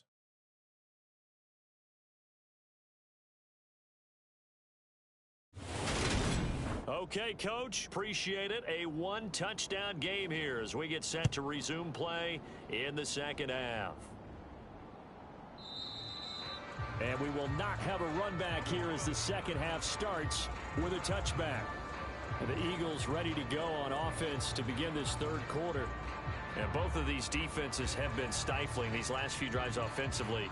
Just not able to get anything going, so what needs to change? I think a lot of the guys will go back and review, so to speak, because everyone has someone assigned to how did each play work. Jackson hit, and he lost the football.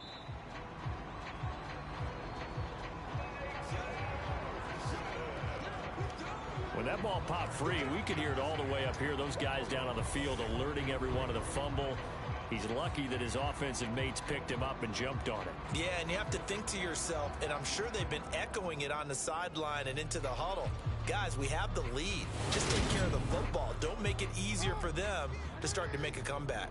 So they keep the ball, but work to do on second and long. Here's Jackson to throw. And he'll take this beyond the line of scrimmage as he slides to a hole. He'll wind up getting 4 there on his own, but it will leave him now with a third down situation.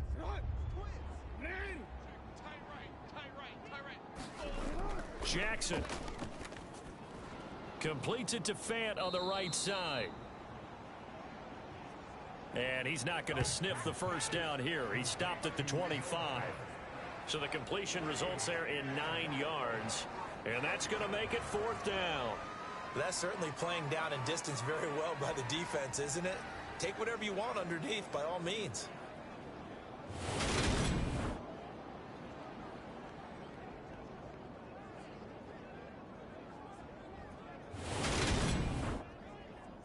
The Eagles send out their punter now. And surprisingly, this is the first punt of the game for either team.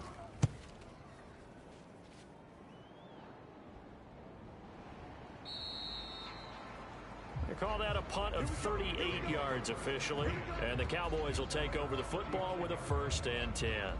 Now we take a glance at the offense as they work their way back out for their first possession of the second half. And their defense did its job by forcing the punt to start things out. And now, Charles, can the offense get in gear? I think, partner, you can sense them saying, okay, the first half was theirs, but now let's get the momentum back on our side. We forced a punt. Now let's go downfield and score. If we do that, we'll be set up well for this second half. And they'll keep leaning on the running game. Back to the ground. And he'll be taken down, but not before he works it past the 50. 14 yards, good for a Cowboy first down. We don't talk about it very often, but sometimes there's a dip in intensity when you start the second half, which can manifest itself in some sloppy tackling. And how about right there? He ran right through that weak tackle attempt.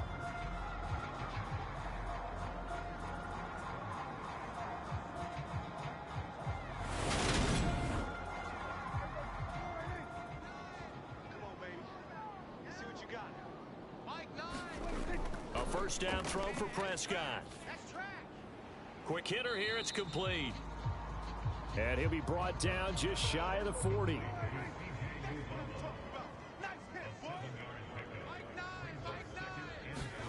From the 41, Prescott. That's into the hands of Tolbert. And he has another first down as they'll get the ball down to the Eagles' 28. They give him 13 yards there on the play and a fresh set of downs. We got 4. On 1st and 10, Prescott. Firing quickly here, and that's complete. And they're going to get this down inside the 20. And that's staying ahead of the chains. Really good pickup on first down, hitting the tight end there. Now it brings up a second and manageable. Just found a hole in that zone. Throwing again on 2nd down. Prescott, open man is born. And he's going to be taken down right at the 10-yard line. So not quite a 1st and goal. It's 1st and 10 from the 10. Now a run straight ahead with Edmonds. And finding room to work, he's down to the 2-yard line. 2nd and 1 from the 2.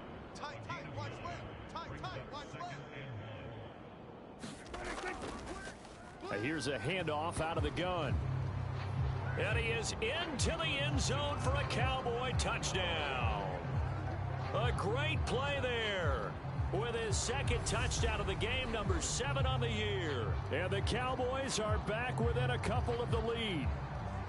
Well, fair to say they've got something here in this rookie running back, and he's in for the 2nd time in the ball game. And Brandon, it's a position where there's often a lot of turnover, a lot of competition at that spot.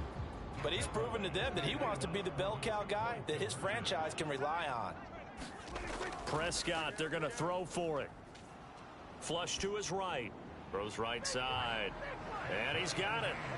So they went ahead and went for 2 to tie the game, and it works out. So they elect to pass there on the 2-point try. Sometimes could prove risky. There it worked out. Yeah, and I love how you bring up that it can prove risky, because if you get it intercepted and they return it, that's 2 points for the defense, but not on that play.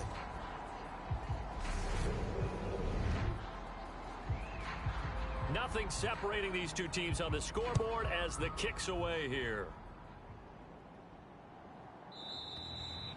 And he'll just sit on this one as their drive will start at the 25. And out now come the Eagles. And their lead has evaporated in this 3rd quarter. It's tied once more as they begin with a 1st and 10.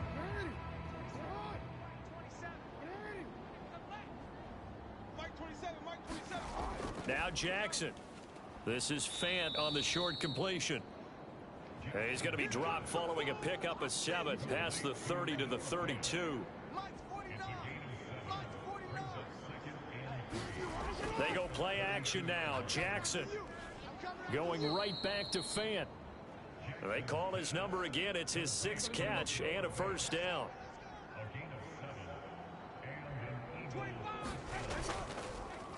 Now a handoff as they run left side. Taken down at the 42. Well, they're hoping that the second half is better for him than the first half. They've got to find a way to get him going. He's a big part of their offense. And they'll give him another shot here on the ground. And very little daylight there. He'll get a couple up to the 44. They are in need of 6 yards here if they hope to move the chains. From the gun, it's Jackson. Now he'll dump it underneath to his running back, complete. And they're able to stop him short. On 3rd and 6, they'll only pick up 4. Well, it looks like they got what they wanted. They got the completion, but they weren't able to break any tackles or gain nearly enough yardage to pick up the first down. Now to be 4th and short.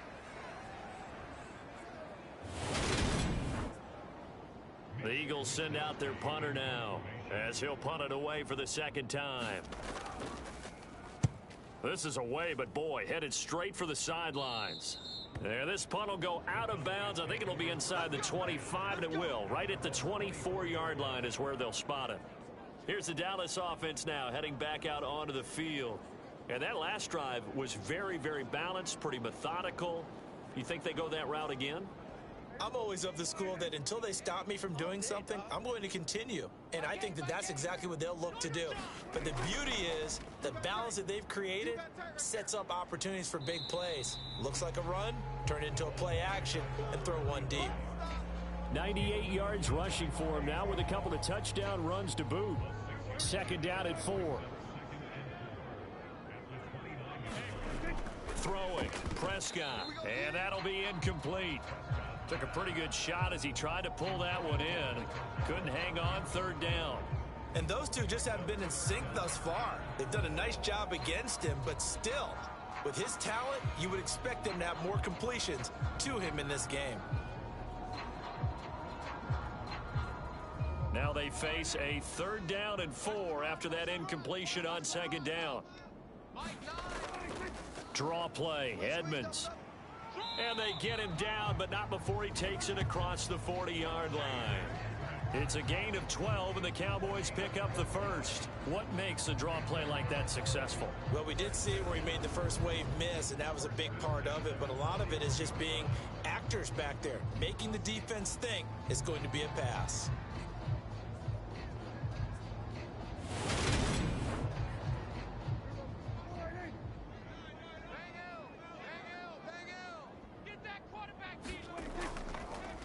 Hands it off out of the gun, and he'll take this ahead for about 4. Second down coming up. The run got 4. Now they deal with a 2nd and 6.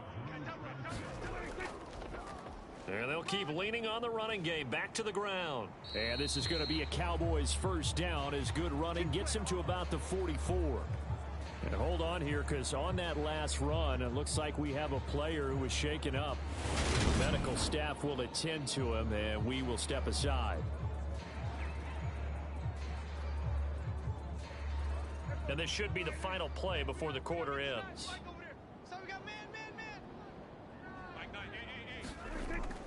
They'll run on first down. Edmonds. It'll be a gain of 5 on the play, and it'll also be the final play of this third quarter. We're on to the 4th here on Thanksgiving Day. You are watching the NFL on EA Sports.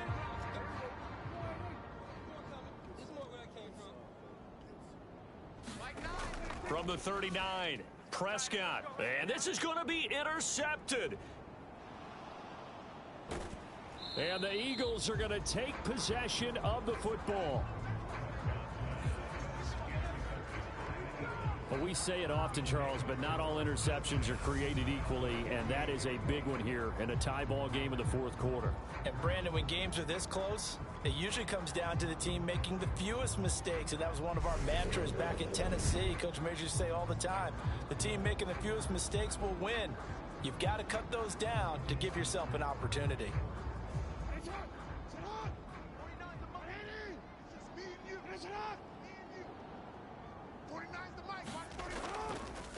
On first down, they'll go to the ground attack. And he'll get it down here to the 43. The first down run got 5. Here's 2nd and 5.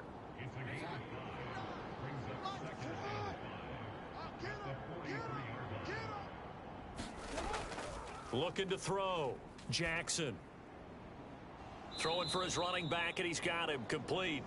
And he's going to be out of bounds down around the 35-yard line.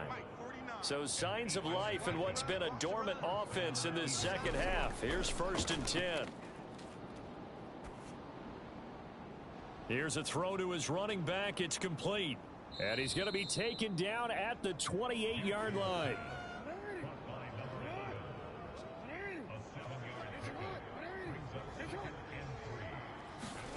Play action. Now Jackson. letting one go deep for the end zone. And this is going to be intercepted. Picked off by Malik Hooker. And the Cowboys are going to get the football here as the ball will come out to the 20. That's a beautiful read there by the safety. It's zone coverage, so he's just going to sit back and watch. He knows he can't get beat deep because he has the end line to protect him. So he can react to everything in front of him, and he makes a great break on the football and comes down with the interception. So out come the Cowboys now as their offense gets set to take over. And the question, can they turn that interception into points? A tie game for the moment in the fourth quarter. Trying to shake off the interception from the last drive. He'll look to throw. And he'll go down at the 26 following a gain of 6. From the 26, they'll line up on 2nd and 4. Here's Prescott. He's going to hit his man out of the backfield, complete. And they work this well upfield across the 45. 22 yards there, a first down. This one was all about clearing space for this play to work because he's going to leak out of the backfield to his right and then angle his way up the field. And a really pretty throw to put it on him and create the big play downfield.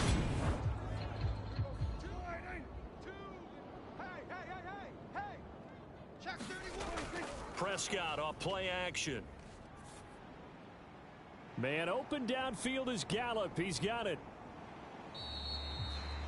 A big play here for Dallas. 43 yards. When they've needed a play this year, he's certainly been the guy to deliver it. As this season has gone on, he's been awfully consistent and sometimes spectacular.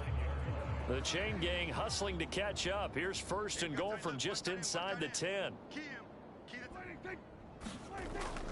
Oh, how about this on 1st and goal? And he gets halfway home from the 10 to the 5 on a pickup of 5. This one's succinct. Nice job there. All 11 guys on defense diagnosing the jet sweep and putting it down. 2 of their 3 red zone trips so far they've come up empty on. They'll look to reverse that trend on 2nd and goal. Now here's a look for the end zone, but that one's going to wind up incomplete. A lot of tired bodies on that field, but this is a big play. 3rd and goal. Prescott now. And he fires one, but incomplete. Well, he certainly thought he had an open look beyond the first down marker to his receiver, but they just couldn't connect, and that will send them back to the drawing board.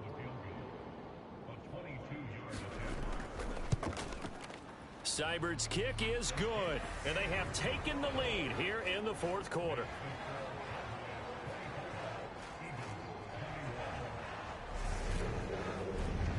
So the drive here ends with a field goal. It does give them the lead, but this one's still certainly a long ways from over. It definitely puts a lot of pressure on your defense to hold the lead, right? They're happy to have it and happy to be out there trying to do so.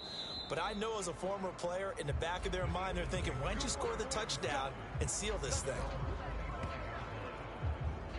Philadelphia's offense ready to give us another look. And now they find themselves trailing following the field goal. Still a good amount of time in this fourth quarter, but this drive very well could determine the outcome of this ball game. All day, every day, any day. Throwing now, Jackson on 1st down. And hitting Juju on the slant. And he's going to be dropped following a pickup of 7 past the 30 to the 32. Nothing fancy on 1st down, but a very consistent type of a play. Hit that slant. A lot of people call it an extension of the running game, and it can be if that pass is completed, because you hit a guy on the run like that, he often can go for big yardage. Sets him up nicely for 2nd down, staying ahead of schedule. And this won't be enough to pick up the first. A gain of 2, 3rd and 1. Here we go, 3rd and 1. Gut check time on both sides. Open man, Smith-Schuster, it's complete. And he is going to have an Eagles 1st down as they're able to get the 3rd down conversion. And here we are in the fourth quarter, partner, and watch them drive for what would be a go-ahead touchdown. And you and I both know this is where you need a quarterback who can keep his cool back there. Not just for himself, but to keep the rest of the team relaxed too. So signs of life in what's been a dormant offense in this second half. Here's 1st and 10. From midfield now, here's Jackson. And it's a fumble. It's picked up by the Cowboys. And his guys are going to get the football at their own 47-yard line.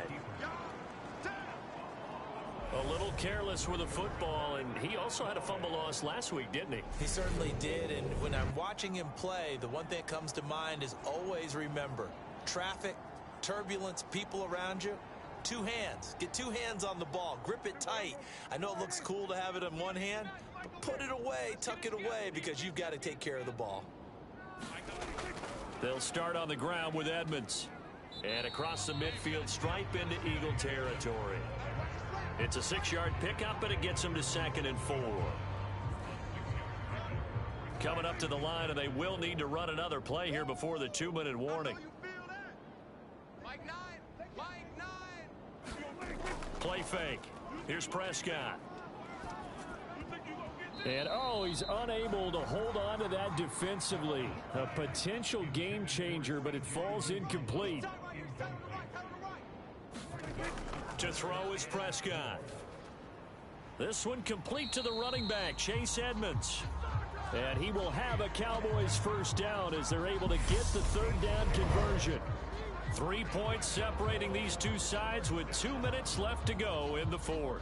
Not totally home free yet, but it's looking good as they come up 1st and 10. They'll try and run some clock here as they keep it on the ground. And this will go as a gain of 7 as he gets it to the 30-yard line. And now right out of the 2-minute break, we'll get a timeout used defensively with 1:56 to go. Mike 2, Mike 2. And we have you on the edges.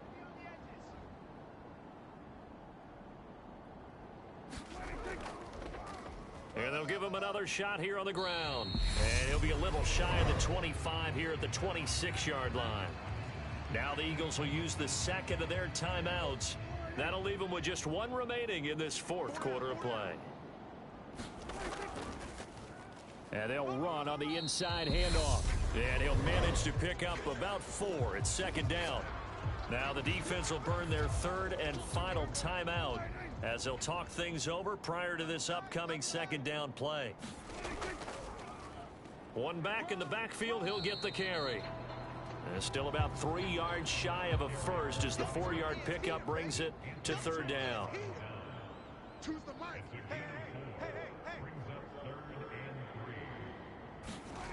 Now Prescott. Flushed out right. Oh, no, he lost the football. And it's picked up by the Eagles. And his guys are going to take over at the 21-yard line.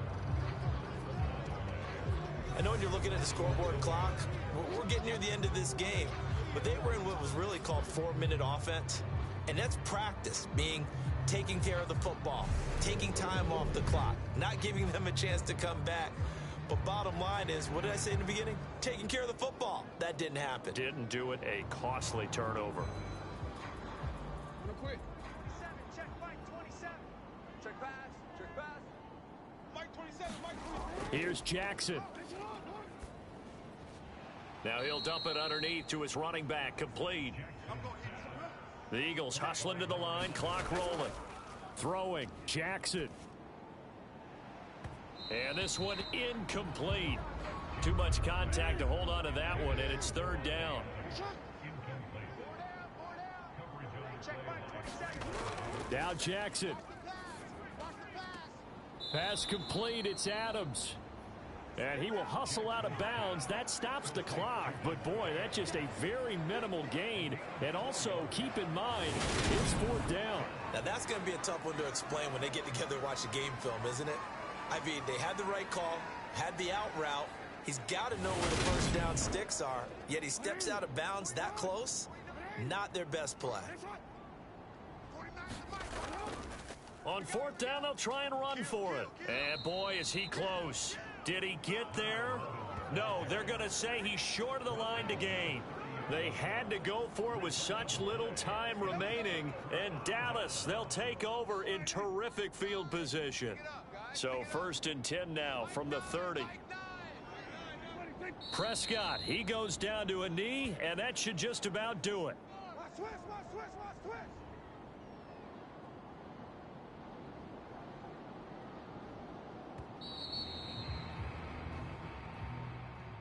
Well, that second half, Charles, a little bit different from the first. Not only did we have the lead change after intermission, but they were able to pitch the shutout in the second half and get an impressive victory. And what's the old expression? That's not quite how I saw it playing out in my head. You know they didn't expect this at all. As you mentioned, went into the half with the lead. Losing the game is one thing. Getting shut out in the second half, that's a surprise. So for the Cowboys, their playoff chances take an uptick as they move to 7-4. And they'll have a few extra days here now before they face the Lions next week. Meanwhile, for the Eagles, it's a loss that sets them back in their playoff